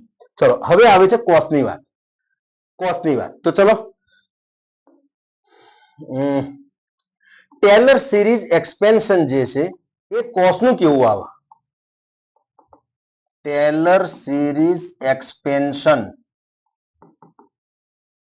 એ કેવું આવે? તો જુઓ cos theta is equal to 1 minus થીટાની 2 ઘાત ભાગ્યા 2 ફેક્ટોરિયલ વત્તા થીટાની 4 ઘાત ભાગ્યા 4 ફેક્ટોરિયલ વત્તા માઇનસ થીટાની 6 ઘાત ભાગ્યા 6 ફેક્ટોરિયલ. આગળ તમને આઈડિયા આવી ગયો હશે એટલે ડોટ કરી દઉં છું. બરોબર. હવે નીચે ફેક્ટોરિયલ, નીચે છેદ જે છે એ છેદ આગળ જતો ઘણો મોટો બનશે અને થીટા જે છે અંશ જે છે એ આગળ જતો ઘણો નાનો બનશે. બરાબર. એટલે આપણે શું કરીએ છીએ? પાછળના જે છે પાછળના અંકો એ બધા શું કરીએ છીએ? આપણે ઇગ્નોર કરીએ. આ બધા આપણે ઇગ્નોર કરી દઈએ. બરાબર. એને ઇગ્નોર કરી દઈએ તો બચ્યું શું? તો cos theta is equal to 1. આ એનો જવાબ આવી ગયો. આમાં રેડિયન ડિગ્રીનો પ્રશ્ન નથી. cos થીટા બરાબર 1, પણ શરત છે theta is very small then you applied this formula. બરાબર છે. થીટા ખૂબ નાનો હોય તો તમે ગમે તે હોય બરાબર 1 લખી દો. દાખલા તરીકે જો હું અહીંયા પૂછું cos 1 ડિગ્રી બરાબર કેટલા? તો કે 1. cos 2 ડિગ્રી બરાબર કેટલા? તો કે 1. cos 3 ડિગ્રી, cos 2 ડિગ્રી બરાબર 2 નહીં પાછા. cos 3 ડિગ્રી બરાબર કેટલા? તો 1. cos 6 ડિગ્રી બરાબર કેટલા? તો કે 1. cos 10 ડિગ્રી બરાબર કેટલા? તો 1. બસ, આગળ નહીં, આટલા સુધી. સમજ્યા કે નહીં? તો નાનો એંગલ હોય તો cos ની કિંમત તમે 1 લઈ શકો છો, ડાયરેક્ટ લઈ શકો છો. હું cos 3 ડિગ્રી બરાબર કેટલા? તો 1. તો સમજ્યા? તો આના માટે આપણે ફોર્મ્યુલા શું લખશું? મેથ્સના સ્વરૂપમાં અગર લખવું હોય તો શું લખશું? તો જો થીટા ઇઝ વેરી સ્મોલ, મતલબ થીટા ટેન્ડ્સ ટુ 0 અગર હું લિમિટ લઉં અને cos થીટાની વેલ્યુ પૂછું તો આનો જવાબ આવશે 1. ધ્યાન રાખજો, આનો જવાબ આવશે 1. આ ઇમ્પોર્ટન્ટ છે. બરાબર છે? આ વાત થઈ કોસની. કોસના દાખલામાં આવું આવશે. બસ આટલું જ છે આના અંદર. એના પછી આપણે વાત કરીએ ટેનની વાત કરીએ. બરોબર સમજજે ભાઈ અહીંયા ટેનમાં, કારણ કે ત્રણે ત્રણ વસ્તુ હવે હું અહીંયા સમજાવીશ. અગર માની લે એક ત્રિકોણ છે, આ ત્રિકોણ છે બરાબર. આ ત્રિકોણનો આ થીટા છે, આ થીટા છે. થીટાની સામે જે બાજુ હોય કોણ હશે? પરપેન્ડિક્યુલર. પાસેની બાજુ કોણ હશે? બેઝ. અને આ કોણ હશે? હાઇપોટેન્યુસ. બરાબર. તો અહીંયા હું લખું કે સાઇન થીટા બરાબર શું? તો સાઇન થીટા બરાબર પરપેન્ડિક્યુલર અપોન હાઇપોટેન્યુસ. કોસ થીટા બરાબર શું? તો કોસ થીટા બરાબર બેઝ અપોન હાઇપોટેન્યુસ. અને ટેન થીટા બરાબર શું? તો ટેન થીટા બરાબર પરપેન્ડિક્યુલર અપોન બેઝ. આ તો કોમન છે, આટલી તો અમને ખબર છે. સમજ્યા કે નહીં? પણ આપણો પ્રશ્ન એ છે કે અગર થીટા વેરી સ્મોલ હોય, તો થીટા વેરી સ્મોલ હોય તો શું કરશું આપણે? તો પહેલા તો આપણે એને કોપી કરી લઈએ. કોપી કરીને હું અહીંયા લાવું. બરાબર બરાબર. હવે હું આનો થીટા ખૂબ નાનો કરી દઉં. આનો થીટા ખૂબ નાનો કરી દઉં. કઈ રીતે નાનો કરું? જો જો જો જો જો અહીંયા જોજે પાછું. ખબર નહીં પડે કઈ રીતે થઈ ગયું. જોઈ લે. આ રીતે ત્રિકોણ હતો, આને મેં થીટા ખૂબ ના, જો આ થીટા, આ એંગલ સમજીએ, આ એંગલ મારે નાનો કરવો છે. તો આને નાનો કરવા માટે શું કરવું પડશે? આ રીતે ઉપર લઈ જવું પડશે. આ રીતે થીટા નાનો થઈ જશે. બરાબર. આ થીટા કર્યું મેં નાનો. હવે જો આ કોણ હતું? તો આ બેઝ હતો. આ કોણ હતું? પરપેન્ડિક્યુલર હતો. અને આ કોણ હતું? હાઇપોટેનિયસ હતું. અને આ એંગલ જે છે એ હવે નાનો થઈ ગયો. હવે નાનો થઈ ગયો. તો હવે જો એંગલને અગર ખૂબ નાનો કરવામાં આવે તો બેઝ અને હાઇપોટેનિયસમાં ફરક શું રહ્યો? બંને લગભગ સરખા થઈ ગયા. બંને લગભગ સરખા થઈ ગયા. અહીંયા સરખા નથી, પણ અહીંયા જુઓ, અગર તમે પરપેન્ડિક્યુલરને ખૂબ નાનો કરી દો તો બેઝ અને હાઇપોટેનિયસ ખૂબ સમાન થઈ જશે, એકદમ નજીક છે. તો અહીંયા હું લખું છું, જો થીટા ખૂબ નાનો હોય તો base is nearly equal to H and P is very small. P is very small. P એકદમ નાનો થઈ ગયો અને બી અને એચ લગભગ સરખા થઈ ગયા. તો હવે તમે આ સૂત્રો ચેક કરો. સાઇન થીટા બરાબર પરપેન્ડિક્યુલર અપોન હાઇપોટેનિયસ. તો અહીંયા જુઓ, સાઇન થીટા બરાબર પરપેન્ડિક્યુલર અપોન હાઇપોટેનિયસ. તો પરપેન્ડિક્યુલર કેવા થઈ ગયા? એકદમ નાના. કેવા થઈ ગયા? એકદમ નાના. એચ તો જેવડા હતા એવડા, પણ બી અને એચ બે સરખા થઈ ગયા. તો અંશ ખૂબ નાનો છે, એચ ખૂબ મોટો છે. તો આની ઓલ ઓવર વેલ્યુ કેવી આવવી જોઈએ? નાની આવવી જોઈએ. કેવી આવવી જોઈએ? નાની આવવી જોઈએ. એટલા માટે તો આપણે લખ્યું હતું કે ભાઈ સાઇન, જો થીટા ખૂબ નાનો હોય તો sine theta is nearly equal to theta. અને કોસ તો કોસનું સૂત્ર શું છે? જુઓ, કોસ થીટા બરાબર બેઝ અપોન હાઇપોટેનિયસ. તો બેઝ અને હાઇપોટેનિયસ તો સરખા છે. તો આ બંને સરખા હોય તો બંને ઉડી જશે તો જવાબ શું આવશે? 1 આવશે. તો કોસ થીટા, અગર થીટા ખૂબ નાનો હોય તો કોસ થીટા બરાબર 1. તો આ તો આપણે ભણ્યા હમણાં હાલ. Cos theta is nearly equal to બરાબર 1 અગર થીટા નાનો હોય તો. પછી આવે છે ટેન થીટા. તો ટેન થીટાનું સૂત્ર શું હતું? Perpendicular upon base.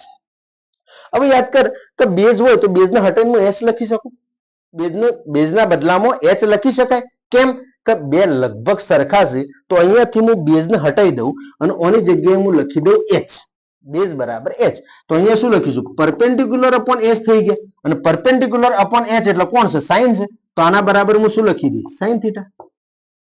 તો કે સાહેબ અગર થીટા નાનો હોય તો ટેન થીટા અને સાઇન થીટા બે સરખા? હા, યસ, સરખા બંને. અગર ટેન 3 ડિગ્રી અને સાઇન 3 ડિગ્રી સેમ છે, બંનેની વેલ્યુ સેમ છે. અગર પણ કન્ડિશન છે થીટા ખૂબ નાનો હોય તો ભાઈ ધ્યાન રાખજે, બરોબર કાન ખોલીને સાંભળજે. અગર થીટા ખૂબ નાનો હોય તો ટેન થીટા અને સાઇન થીટા લગભગ સમાન છે. બરાબર. તો હવે 3 ને હું અલગ રીતે લખું. અહીંયા લખું છું, ધ્યાન રાખજે. અહીંયા લખું છું, જો થીટા ઇઝ લેસ ધેન 10 હોય તો, મતલબ નાનો હોય તો sine theta is nearly equal to theta, cos theta is nearly equal to 1. અરે નિયરલી ઇક્વલ ટુ નહીં, બરાબર 1. શું નિયરલી ઇક્વલ ટુ? બરાબર 1. And tan theta is nearly equal to sine theta. અને sine theta is nearly equal to theta. એટલે આ તો બંનેનું આવી ગયું. Sine theta is nearly equal to theta, tan theta is nearly equal to theta, અને tan theta is nearly equal to sine theta. અને આ આના બરોબર. મેથ્સના સંદર્ભમાં લખવું હોય તો એ તો મેં તમને હમણાં લિમિટના સંદર્ભમાં લખી બતાવ્યું. પણ હવે જુઓ, એક બીજી વાત કહું છું, આઈએમપી વાત કહું છું. જો થીટા ખૂબ નાનો હોય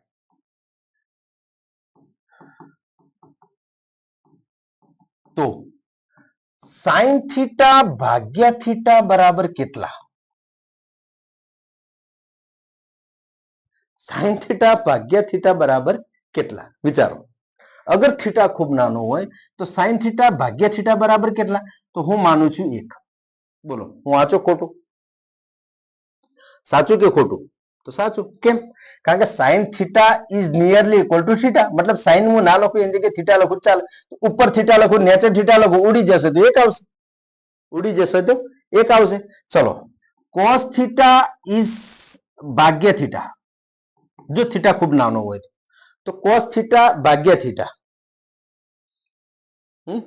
તો આના વિશે શું કેવું થાય છે? બરાબર. અને ત્રીજો સવાલ છે ટેન થીટા ભાગ્યા થીટા. તો આનો બી જવાબ તો 1 આવશે. આ થોડું વિચારવું પડશે. કેમ? કે કોસ અગર થીટા ખૂબ નાનો હોય તો કોસ થીટાની વેલ્યુ 1 થાય છે અને નીચે થીટા છે તો 1 થીટા આવશે. 1 થીટા આવશે. સમજ્યા કે નહીં? તો આ એક ઇમ્પોર્ટન્ટ વાત છે, બરોબર ધ્યાન રાખજો. ચલો આપણે આગળ જઈએ. ક્લિયર છે? 3 વાતો ધ્યાન, બસ આખા પોઈન્ટના અંદર હું મેન આટલી જ વાત કહેવા માંગતો હતો. પણ આના અંદર ભૂલ ઘણા સ્ટુડન્ટો પેલા ડિગ્રી અને રેડિયનમાં કરી નાખે છે. તો ડિગ્રી અને રેડિયનમાં ભૂલ ના થવી જોઈએ. બરોબર છે? ચલો આગળ. ચલો સવાલ આવી ગયો. tan 3 ડિગ્રીનું મૂલ્ય જણાવો. tan 3 ડિગ્રીનું મૂલ્ય જણાવો. તો જો ખૂણો ખૂબ નાનો છે ને, 3 ડિગ્રી છે, તો tan 3 ડિગ્રીની વેલ્યુ શું આવે? તો tan 3 degree is nearly equal two 10 degree. અને ડિગ્રીમાં જવાબ નહીં, આપણે રેડિયનમાં જોવો છે તો રેડિયનમાં શું આવશે? Pi by 180. અને પાઈ બાય 180 એટલે 3 ગુણ્યા, આ તો દાખલો ગણી લે આપણે આગળ. 3 તરી 9 તો 0 પોઈન્ટ. પણ એવો ઓપ્શન તો મને ક્યાંય દેખાતો નથી. આનો જવાબ કઈ 0 પોઈન્ટ આપણે લાયા હતા ને, 0.082 કે એવું કંઈક લાયા હતા. પણ એવો ઓપ્શન તો છે નહીં. મતલબ ઓને કોઈક બીજી ચાલાકી વાપરી છે. શું ચાલાકી વાપરી છે? તો આ તો પોસિબલ નથી. એટલે આના આપણે, આ સાચું ગણ્યું છે, એ સાચું છે, ખોટું નથી, પણ ઓપ્શનમાં નથી આપેલા. તો બીજું આપણે ભણ્યા કે ભાઈ tan theta is nearly equal to sine theta. હા તો ભણે and nearly equal to theta. અગર થીટા જો થીટા ઇઝ વેરી સ્મોલ, ખૂબ નાનો હોય તો tan થીટા બરાબર સાઇન થીટા લખાય. તો tan 3 ડિગ્રી બરાબર સાઇન 3 ડિગ્રી લખાય. કેમ ના લખાય? લખાય. tan 3 ડિગ્રીનું મૂલ્ય કેટલું? તો સાઇન 3 ડિગ્રીના જેટલું. અરે ભાઈ, જેવા ઓપ્શન આપ્યા હશે એવી ડીલ કરવી પડશે. તમે એમ કહો ના સાહેબ આવો ઓપ્શન કેમ ના? નહીં આપે, નહીં આપે. ચલો આગળ. જો થીટા ખૂબ નાનો હોય તો h બરાબર કેટલા? જો થીટા ખૂબ નાનો હોય તો b બરાબર h. શું હતું? જો થીટા ખૂબ નાનો હોય તો b બરાબર h. તો સવાલમાં શું આપ્યું છે? જો થીટા ખૂબ નાનો હોય તો b બરાબર h. તો b કેટલા છે? 3. તો h કેટલા? h માંગ્યા છે તો h બરાબર 3. કઈ નથી આમાં. ચલો આગળ. હા, આ સવાલમાં થોડો દમ છે. એક વ્યક્તિ પૃથ્વીની સપાટી પરથી, એક વ્યક્તિ અહીંયા ઉભો છે, અહીંયા પૃથ્વીની સપાટી પર એક ગ્રહનું નિરીક્ષણ કરે છે. ગ્રહ કયો હશે?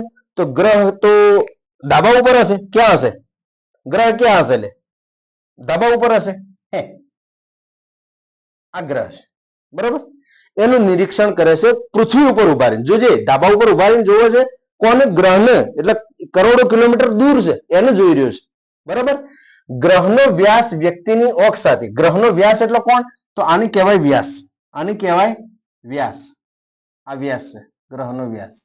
વ્યાસનું નામ આપી દઉં પી, બરાબર. એ વ્યાસ આંખ સાથે કેટલો કોણ બનાવે છે? આંખ સાથે કેટલો કોણ બનાવે છે? તો ધ્યાન રાખજે, બરોબર. આ માણસ જયારે આ બાજુનો ભાગ જોવો છે એટલે એ બાજુના ભાગનો હું આની માણસની આંખ સાથે જોડી દઉં, બરોબર. આ જોડે અને બીજું વ્યાસાંત બિંદુ આ છે તો આને હું આની સાથે જોડી દઉં, આની સાથે જોડી દઉં, બરાબર. તો હવે માણસની આંખ સાથે કેટલો એંગલ બન્યો? તો આટલો એંગલ બન્યો. આ એકદમ નાનો એંગલ છે, કારણ કે કરોડો કિલોમીટર દૂર ગ્રહ છે. એ ગ્રહને તમારી આંખ સાથે જોડશો એટલે એકદમ નાનો એંગલ બનશે. જ્યારે હું રેડિયન અને ડિગ્રી વાળું ચેપ્ટર ચલાવ, જ્યારે લેક્ચર લેતો હતો એ વખતે મેં કીધું હતું કે આટલા નાના એંગલની જરૂર ક્યાં પડે છે? જ્યારે આપણે ખગોળની વાત કરતા હોય, જ્યારે આપણે ખગોળની વાત કરતા ત્યારે આ એંગલની જરૂર પડશે. બરાબર. તો આ એંગલ બને. કેટલો એંગલ બનાવે છે? 1 ડિગ્રી. કેટલો? 1 ડિગ્રી. આ 1 ડિગ્રીનો એંગલ બનશે. 1 ડિગ્રીનો. જો પૃથ્વી અને ગ્રહ વચ્ચેનું અંતર, મતલબ આ પૃથ્વી છે, માણસ ક્યાં ઉભો છે? પૃથ્વી ઉપર. ગ્રહ ક્યાં છે? ત્યાં. તો આ અંતર જે છે એ અંતર કેટલું છે? 5 ગુણ્યા 10 કિલોમીટર. આટલા અંતરે હોય તો ગ્રહનો વ્યાસ શોધો, મતલબ આરે શોધો. ધોરણ 11 ના પહેલા ચેપ્ટરના અંદર આ સવાલ છે. પહેલા ચેપ્ટરમાં માપન અને એકમ અને માપન પદ્ધતિ વાળું ચેપ્ટર છે. એના અંદર આ ટાઈપના 2-3 સવાલ આપેલા છે.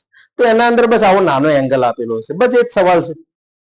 તો હવે શું કરશું? તો હવે જુઓ, આ જે દેખાય છે તમને આકૃતિ, એ આકૃતિને આપણે આ રીતે જોઈ શકીએ ને. આ ગ્રહ છે, આ એનો વ્યાસ છે. આ કોણ થઈ ગયું? હાઇપોટેનિયસ થઈ ગયું. આ કોણ થઈ ગયું? પરપેન્ડિક્યુલર છે. સમજો, આ હાઇપોટેનિયસ છે, પેલો પરપેન્ડિક્યુલર છે. આ બેઝ છે. આ કોણ છે? હાઇપોટેનિયસ. આ કોણ છે? બેઝ છે. તો જ્યારે એંગલ નાનો હોય ત્યારે હાઇપોટેનિયસ અને બેઝ તો બે હરખા હશે ને. હાઇપોટેનિયસ અને બેઝ બે કેવા હશે? સરખા હશે.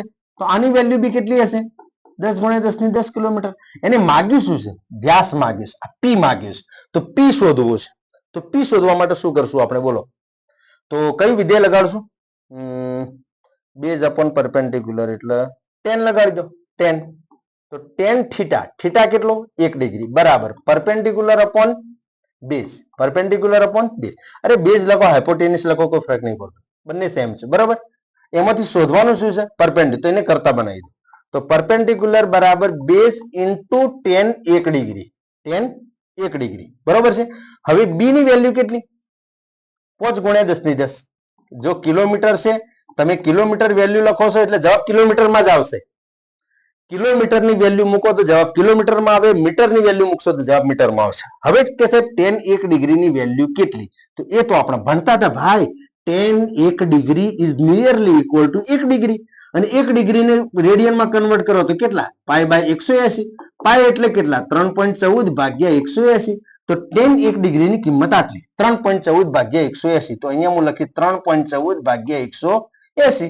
બસ હવે કેલ્ક્યુલેટરની જરૂર પડશે, બીજું શું? કેલ્ક્યુલેટર ક્યાં ગયું? કેલ્ક્યુલેટર ક્યાં ગયું? આવી ગયું. તો કેટલા છે? 5 ગુણ્યા 3.14. 5 ગુણ્યા 3.14 ભાગ્યા 180. 114 નહીં, 100 ક્યાં ગયું? 180. તો કેટલા આયા? 0.0872. તો અહીંયા લખશું 0.0872 ગુણ્યા 10 ની 10. 10 ની 10 તો ખરા, આ તો મેં આટલાનું સાદુરૂપ આપ્યું. હવે 2 પોઈન્ટ હું આમ ખસેડો, અત્યારે પોઈન્ટ આટલા છે, 2 પોઈન્ટ આમ ખસેડો તો કેટલા થશે? 8.7 ગુણ્યા 10 ની 8. 10 ઘાત હતી, 2 પોઈન્ટ ખસેડો 8 થઈ ગઈ. અને અહીંયા શું આવશે? કિલોમીટર. તો અહીંયા આપણે હું અહીંયા લખું જવાબ બરાબર કેટલા આવ્યા હતા? 0.0, હા 872 ગુણ્યા 10 ની 10 બરાબર. હવે જવાબ સાચો જવાબ કેટલો આવશે? 8.7 ગુણ્યા 10 ની 8 કિલોમીટર. આ આવ્યો વ્યાસ. વ્યાસ એટલે પી. આ આવ્યો વ્યાસ. બરોબર છે. તો ખાસ ધ્યાન રાખો, એકદમ સિમ્પલ સવાલ છે. આ એનો જવાબ. ક્લિયર? ક્લિયર છે. તો બસ અહીંયા એક નાનો એંગલ બનાવવાનો છે. એ નાનો એંગલ કેટલો છે? 1 ડિગ્રી. ક્લિયર છે. ચલો આગળ જઈએ. એક સ્ટ્રીટ લાઇટના થોભલાથી 10 મીટર દૂર, સ્ટ્રીટ લાઇટનો થોભલો છે ભાઈ, આ એક થોભલો છે સ્ટ્રીટ લાઇટનો, એનાથી 10 મીટર દૂર, 10 મીટર મતલબ આ કોણ છે? બેઝ. બેઝ બરાબર 10 મીટર દૂર એક માણસ ઉભેલો છે અને માણસ થોભલાની ટોચનું જોવો છે. તો એ થોભલાની ટોચનો જે એનો એંગલ, આંખ આગળ જે એંગલ બને છે એ કેટલો બને છે? શું કીધું છે? એક સ્ટ્રીટ લાઇટ થોભલે 10 મીટર દૂર ઉભેલા વ્યક્તિને 0.5 ડિગ્રીનો ખૂણો બનાવે છે. 0.5 ડિગ્રીનો એંગલ એની આંખ આગળ બનાવે છે. તો થોભલાની ઊંચાઈ શોધો, મતલબ પરપેન્ડિક્યુલર શોધો. રેડી? પરપેન્ડિક્યુલર શોધો. કયું વિધેય વાપરશું? tan વાપરી લઈએ. tan વાપરી લઈએ. બોલો, tan વાપરી લઈએ. Perpendicular upon base. અને તો tan 0.5 degree is equal two perpendicular upon base. Perpendicular ને કરતા બનાવો તો પરપેન્ડિક્યુલર બરાબર base into tan 0.5 degree. Base કેટલો છે 10 મીટર અને 0.5 ડિગ્રી tan 0 એંગલ ખૂબ નાનો હોય તો 0.5 degree is nearly equal two 0.5 degree and 0.5 degree ને આપણે રેડિયનમાં કન્વર્ટ કરીએ તો 0.5 ઇન્ટુ 3.14 ભાગ્યા 180. તો અહીંયા લખશું 0.5 ગુણ્યા 3.14 ભાગ્યા 180. આનું સાદુરૂપ આપી દઈશું તો આનો જવાબ જે બી આવશે કેટલો આવશે જવાબ કેલ્ક્યુલેટરની જરૂર પડે એટલે આપણે સાઈડમાં જ મૂકી દઈએ અને કેટલા છે 10 ગુણ્યા 0.5 ગુણ્યા 3.14 ભાગ્યા 180. 0.08722 0.08722 મીટર. કેમ મીટર? કારણ કે સવાલમાં મીટર આપેલું જવાબ મીટરમાં આવશે. હવે કે સાહેબ આ મીટરને મારે સેન્ટીમીટર કરવા હોય તો ગુણ્યા 100 વડે ગુણી દો, 100 વડે ગુણી દો તો કેટલો જવાબ આવશે? થોભલાની ઊંચાઈ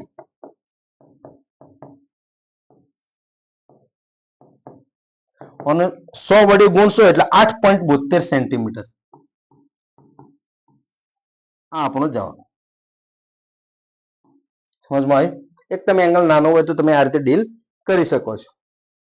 ચાલો એના પછી આવે છે મેક્સિમમ મિનિમમ વેલ્યુ. આ એક નાનો પોઈન્ટ છે, જોઈ લઈએ આને બી. મેક્સિમમ મિનિમમ વેલ્યુ તો જુઓ, આપણે વિસ્તારની વાત કરી હતી, ત્રિકોણમિતીય વિધેયોના વિસ્તારની વાત કરી હતી, એમાં sin cos અને tan એમના વિધેયોની વાત કરી હતી, બરોબર. તો જુઓ સૌથી પહેલા sin નો વિસ્તાર શું હતો? તો sin થીટા નો વિસ્તાર હતો less than or equal to +1 less greater than or equal to -1. મતલબ sin ની મેક્સિમમ વેલ્યુ યા તો +1 હોઈ શકે યા તો -1 હોઈ શકે યા તો એના વચ્ચેની હોઈ શકે, એનાથી બહાર ના હોવી જોઈએ. તો અહીંયા સવાલ છે મેક્સિમમ એન્ડ મિનિમમ વેલ્યુ. કે સાહેબ આ તો આપણે ભણ્યા છીએ, ફરીથી કેમ ભણાવો છો? તો ફરીથી એટલા માટે ભણાવું છું કે આ તો આપણે ભણ્યા હતા ખાલી sin થીટા નો વિસ્તાર. અગર માની લે કે 5 sin થીટા લખેલું છે તો બોલો હવે આની મેક્સિમમ વેલ્યુ કેટલી? સમજમાં આવી વાત? મેક્સિમમ એન્ડ મિનિમમ વેલ્યુ એ ભણ્યા હતા આપણે, વિસ્તાર ભણ્યા હતા. અહીંયા આપણે ભણવાની છે મેક્સિમમ. કોઈ સમીકરણ આપેલું છે મતલબ a sin theta plus b cos theta આવું આપેલું અને એમ પૂછે કે મેક્સિમમ વેલ્યુ જણાવો. તો આ શોર્ટકટ છે, યાદ રાખી લેજો, કામ લાગશે. નેટના અંદર ખાસ કામ લાગશે આ વસ્તુ, બરોબર છે. તો ચલો 5 sin થીટા છે તો એની મેક્સિમમ વેલ્યુ કેટલી? તો 5 તો કોન્સ્ટન્ટ કિંમત છે. હવે તારે જોવાના રહ્યા ખાલી sin, જોવાના રહ્યા ખાલી sin. હવે sin ની મેક્સિમમ વેલ્યુ કેટલી છે? +1.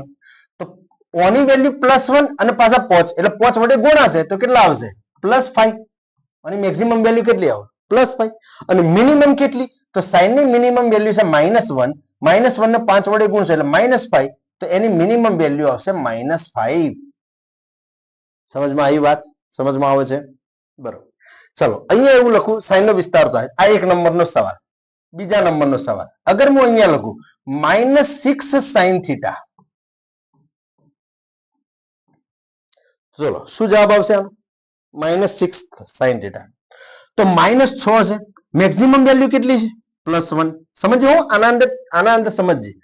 આની મેક્સિમમ વેલ્યુ છે +1 અને આગળ છે -6. તો -6 ગુણ્યા 1 એટલે -6 આવે. તો કે સાહેબ -6 હોય લખી દો. ના, અહીંયા નહીં, આ તો મિનિમમ થયા ને, ઓછા આયા. -6 એટલે નાની કિંમત થઈ. તો નાની કિંમત આવશે આ બાજુ -6, આ બાજુ આવશે +6. તમે માઇનસ પ્લસ ઉપર ફોકસ મત કરો, મોટા અને નાના ઉપર ફોકસ કરો. Focus on the value, not sine. તમે ચિહ્નો ઉપર મત જાઓ કે સાહેબ આમાં માઇનસ લીધું તો આ બાજુ કે લખવું પડે ને, આ બાજુ ના લખાય. તો એમ વેલ્યુ જુઓ, મોટી વેલ્યુ આ બાજુ, નાની વેલ્યુ આ બાજુ. ચાહે તો પ્લસ લખે છે, માઇનસ લખે છે, એનાથી કોઈ ફરક નહીં પડતો. સમજે? બરોબર. ત્રીજો સવાલ આપું છું. હું અહીંયા લખું, માની લો 7 -2 sin થીટા. ચાલ દરેક સવાલ હું કવર કરું છું, થોડો ટાઈમ વધારે લઉં છું પણ કન્સેપ્ટ ક્લિયર થઈ જશે તારો, બરોબર. 7 -2 sin થીટા. તો ચલો આની મેક્સિમમ વેલ્યુ કેટલી? તો હવે sin ની જગ્યાએ તું શું મૂક? +1 મૂકી જો. પહેલા +1 મૂકી જો. જો અહીંયા ધ્યાન રાખ, અહીંયા મારે મેક્સિમમ લખવાનું છે, અહીંયા મિનિમમ લખવાનું છે. તો મને એટલી તો ખબર પડશે ને કે આ મેક્સિમમ કહેવાય, મિનિમમ કહેવાય. અહીંયા હું પહેલા મૂકું છું, ચાલ માઇનસ પ્લસ મૂકું, ચાલ પ્લસ. સાઈન ની જગ્યાએ 7 - 2 + 1, સાઈન ની જગ્યાએ હું પ્લસ લખ્યા છે, બરોબર. તો 2 × 2 એટલે 7 માં 2 માંથી 1, 2 × 2 એટલે -2, 7 માંથી 2 જાય તો 5. તો આનો જવાબ આવ્યો +5. સમજે બરોબર. ક્યારે? જ્યારે હું પ્લસ લીધી ત્યારે.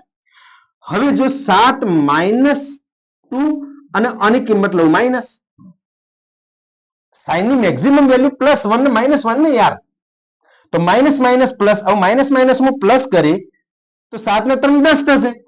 તો મોટું કોણ આવ્યું? તો મોટા 10 આવ્યા. તો 10 તું આ બાજુ લખ, 5 તું આ બાજુ લખ, એમ કહેવા માંગુ છું. તો ફોકસ આના ઉપર મત કર કે પ્લસ લખ્યા છે એટલે સાહેબ આ બાજુ જ આવવા જોઈએ. નહીં, મોટું જે આવે આ બાજુ આવવા જોઈએ, નાનું છે આ બાજુ આવવા જોઈએ. બસ વાર્તા પતી ગઈ. ક્લિયર છે? બહુ આસાન છે. અગર તું પોઈન્ટ પકડીશ ને તો બહુ આસાન છે, બરાબર. ચલો, આવી જ રીતે કોસની વાત છે. આવી જ રીતે હવે માની લો કે સાઈન અને કોસ બંને ભેગા આપ્યા હોય, સાઈન અને કોસ બંને ભેગા આપ્યા હોય ત્યારે આપણે એની મેક્સિમમ અને મિનિમમ વેલ્યુ કઈ રીતે નક્કી કરશું?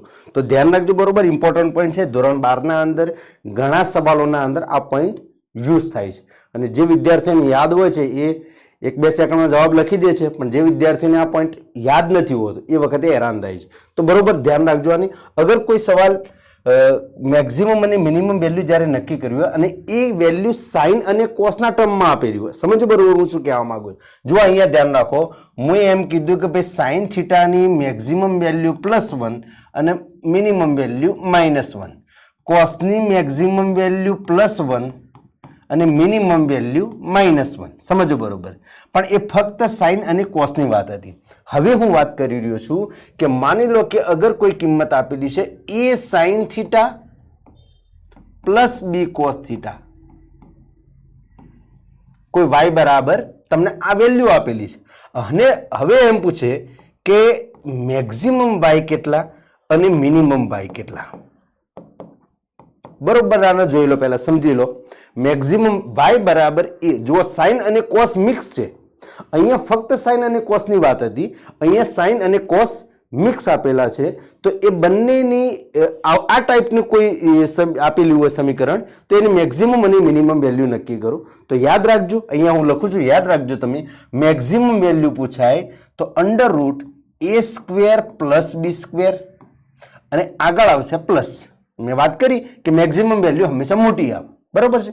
અને મિનિમમ વેલ્યુમાં આગળ માઇનસ આવશે અને અંદર આવશે a² + b². આ એની મિનિમમ વેલ્યુ. એ એટલે કોણ? સાઈનનો સહગુણક. બી એટલે કોણ? કોસનો સહગુણક, બરોબર. તો આ એની મેક્સિમમ વેલ્યુ, આ એની મિનિમમ વેલ્યુ, બરોબર. ધ્યાન રાખજો, આને લખી લેજો, ખાસ નોટ કરજો, આને નોટ કરજો. પછી સવાલ એવો થાય કે સાહેબ અગર અહીંયા માઇનસ હોય તો, અહીંયા માઇનસ હોય તો ધ્યાન રાખો, અહીંયા હું લખું છું બીજું, ધ્યાન રાખો. અગર તમને આવું આપેલું છે y બરાબર a sin theta - b cos theta, આવું આપેલું છે અને એમ પૂછે કે મેક્સિમમ વેલ્યુ કેટલી? તો મેક્સિમમ વેલ્યુ +√a² + b² અને મિનિમમ વેલ્યુ કેટલી? તો -√a² + b². કે જે પ્લસ હોય કે માઇનસ હોય એનાથી ફરક નથી પડતો? તો ના. કેમ કે તમે અહીંયા કરો છો શું? વર્ક કરો છો ને. ભલે કિંમત માઇનસ છે પણ એનો વર્ક કરશો તો શું થઈ જશે? પ્લસ થઈ જશે. તો ચાહે માઇનસ હોય ચાહે પ્લસ હોય, વર્ગમૂળના અંદર તો a² + b² જ આવશે. મેક્સિમમ વેલ્યુ મતલબ મોટી વેલ્યુ હશે એ મેક્સિમમ હશે અને નાની વેલ્યુ હશે એ મિનિમમ હશે. ક્લિયર? તો આ એક ઇમ્પોર્ટન્ટ છે. અગર સાઈન અને કોસના ટર્મમાં તમને આપેલું હોય તો એની મેક્સિમમ મિનિમમ વેલ્યુ આ રીતે નક્કી કરશું, બરોબર છે. હવે આપણે થોડા એક્ઝામ્પલ જોઈ લઈએ. તો જુઓ, અહીંયા એક સમીકરણ આપ્યું છે મેં, y બરાબર 3 sin x, y બરાબર 3 sin x. હવે એમ કહે છે કે આ y ની મેક્સિમમ અને મિનિમમ વેલ્યુ નક્કી કરો, બરોબર છે. તો અહીંયા જોજો, y બરાબર 3 sin x. હવે આ sin x ઉપર ફોકસ કરો. 3 તો છે જ એના આગળ. હવે સાઈન ની વેલ્યુ જે રીતે, હવે સાઈન ની વેલ્યુ 2 છે, એક છે -1 અને એક છે +1, એક છે +1. આ સાઈન ની વાત કરું છું. હવે આગળ કેટલા છે? 3. તો હું આના આગળ 3 લખી દઈશ અને આના આગળ 3 લખી દઈશ, બરોબર. તો અહીંયા કેટલા આવશે? -3, અહીંયા કેટલા આવશે +3. તો -3 એ શું આયા મિનિમમ અને +3 શું આયા મેક્સિમમ. તો y મેક્સિમમ બરાબર કેટલા +3 અને મિનિમમ બરાબર કેટલા -3. ક્લિયર છે? તો સાઇન અને કોસ સાઇનની મેક્સિમમ મિનિમમ વેલ્યુ મૂકી અને પછી આપણે બે જવાબ લાવશું. એ બંને જવાબમાં જે મોટો હશે એની મેક્સિમમ. જરૂરી નથી કે આ બાજુ હોય હમણાં મેં લખેલું ને આ રીતે કે ભાઈ cos થીટા હોય તો આ બાજુ +1 અને આ બાજુ -1. જરૂરી નથી કે આ બાજુ પ્લસ જ આવે.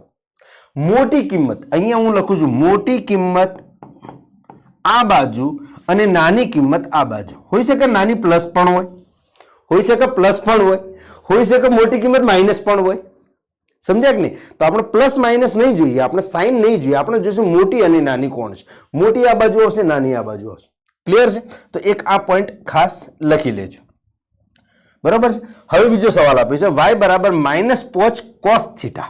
બરાબર? હવે વિચારો -5 અહીંયા હું લખું છું y બરાબર -5 cos થીટા. બરાબર? હવે cos થીટાની બે કિંમતો, એક કિંમત એની -1, એક કિંમત એની +1 મેક્સિમમ. બરાબર? તો હવે આગળ કેટલા છે -5. તો અહીંયા હું -5 લખીએ અને અહીંયા લખીએ, આના આગળ બી -5 લખીએ. બરાબર? તો -5 -1 એટલે +5 અને -5 +1 બરાબર -5. તો મોટી કોણ આવી? તો જુઓ તમે નાની કિંમત મૂકી તારે જવાબ મોટો આવ્યો, મોટી કિંમત આવી ને તો +5. તો મેક્સિમમ વેલ્યુ શું આવશે +5 આવશે અને મિનિમમ વેલ્યુ -5 આવશે. સમજ્યા કે નહીં? હાલાકે તમે મિનિમમ વેલ્યુ મૂકીને જવાબ મેક્સિમમ લાયા. સમજ્યા કે નહીં? તમે જો કોસની કિંમત શું લખ્યું -1 લખી તો એ તો મિનિમમ કિંમત છે ને. તો કે સાહેબ મિનિમમ કિંમત મૂકીએ તો જવાબ મિનિમમ ના આવે? ના, જરૂરી નથી. મિનિમમ કિંમત મૂકીને જવાબ મેક્સિમમ આવી શકે છે. બરોબર? તો મેક્સિમમ જવાબ +5, મિનિમમ -5. ક્લિયર છે? આગળ જઈએ 3 sin x - 5. બરોબર? જો અહીંયા ધ્યાન રાખો, 2-4 સવાલ ગણશો એટલે તમને 100% સમજમાં આવી જશે હું કહેવા શું માંગુ છું, કન્સેપ્ટ શું કહેવા માંગે છે અને આપણે કેવી રીતે એને યાદ રાખશું. બરોબર? ધ્યાન રાખજો. અહીંયા જુઓ y બરાબર 3 sin x - 5. બરાબર? હવે તમે ખાલી આને પકડો, આને પકડો, આમાંથી બે ભાગ પાડી દો, એક -1 અને એક +1. બરાબર? હવે હું કિંમત મૂકું. જુઓ y બરાબર 3 લખી દો, -1 લખી દો સાઇનની જગ્યાએ અને પાછળ -5 લખી દો. બરાબર? હવે 3 એકા 3 એટલે -3 -5 બરાબર -8. એક જવાબ આવ્યો -8. બરાબર? હવે આપણે પ્લસ મૂકીને જોઈ લઈએ. y બરાબર 3 +1 -5. હવે 3 એકા 3 એટલે +3 -5. તો આનો જવાબ આવ્યો -2. હવે આ બેમાંથી મોટું કોણ એ જોઈ લો. જો બંને માઇનસ છે ને, માઇનસ તો બંને છે, મોટું કોણ છે? તો મોટું કોણ છે -2. તો મેક્સિમમ વેલ્યુ આવશે -2 અને મિનિમમ વેલ્યુ આવશે -8. રેડી? આશા રાખું છું કે હવે તો સમજમાં આવી જ ગયું હશે. બરોબર છે? ચલો બીજો સવાલ. બીજો સવાલ જુઓ. y બરાબર -4 cos x +6. બરાબર? હવે તમે વિચારો કે કોસની વેલ્યુ એક તો -1 છે અને એક +1 છે. મૂકી જોઈએ. y બરાબર જો -4 -1 +6 એક તો minus minus plus minus minus plus એટલે +4 +6 મતલબ +10. આ એક આવ્યું. પ્લસ મૂકી જોઈએ. y બરાબર -4 +1 +6 તો 4 એકા 4 -4 -4 +6 ઇઝ ઇક્વલ ટુ +2. બરોબર છે. મોટું કોણ? +10. તો મેક્સિમમ કેટલા? +10. મિનિમમ કેટલા? +2. જો કે બંને પ્લસ છે, પણ એક મોટા છે એક નાના છે, તો જે મોટા એ મેક્સિમમ, જે ફક્ત વેલ્યુ પર ફોકસ કરો, ચિહ્ન ઉપર ફોકસ ના કરો, ફક્ત વેલ્યુ જુઓ, મોટું કોણ નાનું કોણ, બસ. ક્લિયર છે? ચલો નેક્સ્ટ. y બરાબર 3 sin x. જુઓ સાઇન અને કોસ મિક્સ આયા. મેં હમણાં જ વાત કરી, સાઇન અને કોસ ભેગા હોય તો મેક્સિમમ અને મિનિમમ કઈ રીતે નક્કી કરીશું? તો હમણાં વાત કરી હતી મેં. y મેક્સિમમ નું સૂત્ર શું હતું? √a² + b². એ સ્ક્વેર પ્લસ બી સ્ક્વેર. એ સ્ક્વેર કેટલા છે? એ સ્ક્વેર મતલબ 3, બી સ્ક્વેર એટલે 4. તો 3નો વર્ગ વત્તા 4નો વર્ગ, તો આનો જવાબ કેટલો આવશે? 5 પ્લસ 5. તો આ આવી એની મેક્સિમમ વેલ્યુ +5 અને મિનિમમ વેલ્યુ -5. કેમ માઇનસ? કારણ કે વાય મિનિમમ બરાબર શું આવશે? આગળ માઇનસ આવવાનું ને. આગળ શું આવવાનું? Minus √a square plus B square, તો ઇઝ ઇક્વલ ટુ -5. અરે આ જ કિંમત મૂકવાના છો ને અહીંયા, તો આગળ માઇનસ છે તો માઇનસ આવશે. તો આ એનો જવાબ આવી ગયો. ચલો આના અંદર, તો આના અંદર મેં વાત કરી હતી કે ભાઈ માઇનસ હોય કે પ્લસ હોય, આપણે તો વર્ગમૂળમાં શું કરવાનું છે? પ્લસ જ કરવાનું છે. બરોબર છે. તો અહીંયા લખશું વાય મેક્સિમમ. તો વાય મેક્સિમમ બરાબર √a square plus B square, મતલબ 8નો વર્ગ વત્તા 6નો વર્ગ. તો આનું સાદુરૂપ આપશો, જવાબ 10 આવશે. કેવા? પ્લસ. તો મેક્સિમમ વેલ્યુ +10, મિનિમમ વેલ્યુ -10. કેમ માઇનસ? કે સાહેબ મિનિમમના અંદર આગળ માઇનસ આવશે. -√8નો વર્ગ વત્તા 6નો વર્ગ બરાબર -10. તો આ એની મેક્સિમમ વેલ્યુ, આ એની મિનિમમ વેલ્યુ. તો બહુ આસાન પોઈન્ટ છે. ઘણા ફિઝિક્સના અંદર લગભગ જોઈએ ને તો અમુક સવાલોના અંદર ડાયરેક્ટ તમને પૂછી લે છે ભાઈ આની મેક્સિમમ વેલ્યુ કેટલી, મિનિમમ વેલ્યુ કેટલી. અને મેથ્સવાળા માટે તો ખાસ, જેડબલઈ અને મેથ્સવાળા માટે તો આ પોઈન્ટ ખાસ ઇમ્પોર્ટન્ટ છે. કારણ કે એમના અંદર ઘણી વખત આવે છે કે આની મેક્સિમમ મિનિમમ વેલ્યુ કેટલી. તો એ વિદ્યાર્થીઓ ખાસ ધ્યાન રાખે. બાકી જે નીટવાળા વિદ્યાર્થીઓ બી આ પોઈન્ટને ખાસ ધ્યાન રાખે. જ્યારે આપણે આગળ સિલેબસ ચલાવશું એ વખતે જ્યારે પોઈન્ટ આવશે મેક્સિમમ મિનિમમના, એ વખતે હું યાદ કરાવીશ કે ભાઈ આ વસ્તુ આપણે ત્રિકોણમિતિમાં ભણ્યા હતા, આ વસ્તુ આપણે 6ઠ્ઠા લેક્ચરમાં ભણ્યા હતા. બરોબર છે. તો જ્યાં જો જરૂર પડશે ત્યાં આપણે આ પોઈન્ટનો યુઝ કરીશું. બરોબર છે. તો દરેક વિદ્યાર્થીનો આગળ જોઈએ શું છે, બસ આટલા સુધી છે. દરેક વિદ્યાર્થીનો ખૂબ ખૂબ આભાર છે કે ભાઈ તમે મારી સાથે જોડાયા, આપના ફિઝિક્સ ચેનલ સાથે જોડાયા છો. અને ત્રિકોણમિતિને એકદમ નાના બેઝથી ચાલુ કરીને આપણે છેક સુધી એના દરેક પોઈન્ટને કવર કરે છે. એક બી પોઈન્ટ મેં મિસ કર્યો નથી. બરોબર છે. તો તમને સારી રીતે સમજમાં બી આવ્યું હશે. તો તમારા જેવા બીજા ઘણા વિદ્યાર્થી મિત્રો હશે જેમને આની જરૂર હશે, તો એવા વિદ્યાર્થી મિત્રોને શેર બી કરજો. અને આપને જો ત્રિકોણમિતિનું આખું પોર્શન તમને સારું લાગ્યું હોય અને સારી રીતે સમજમાં આવ્યું હોય તો સબસ્ક્રાઇબ બી કરી લેજો. હવે આપણે એક નવા ટોપિક સાથે, નવા લેક્ચર સાથે ફરીથી મળીશું. Thank you very much.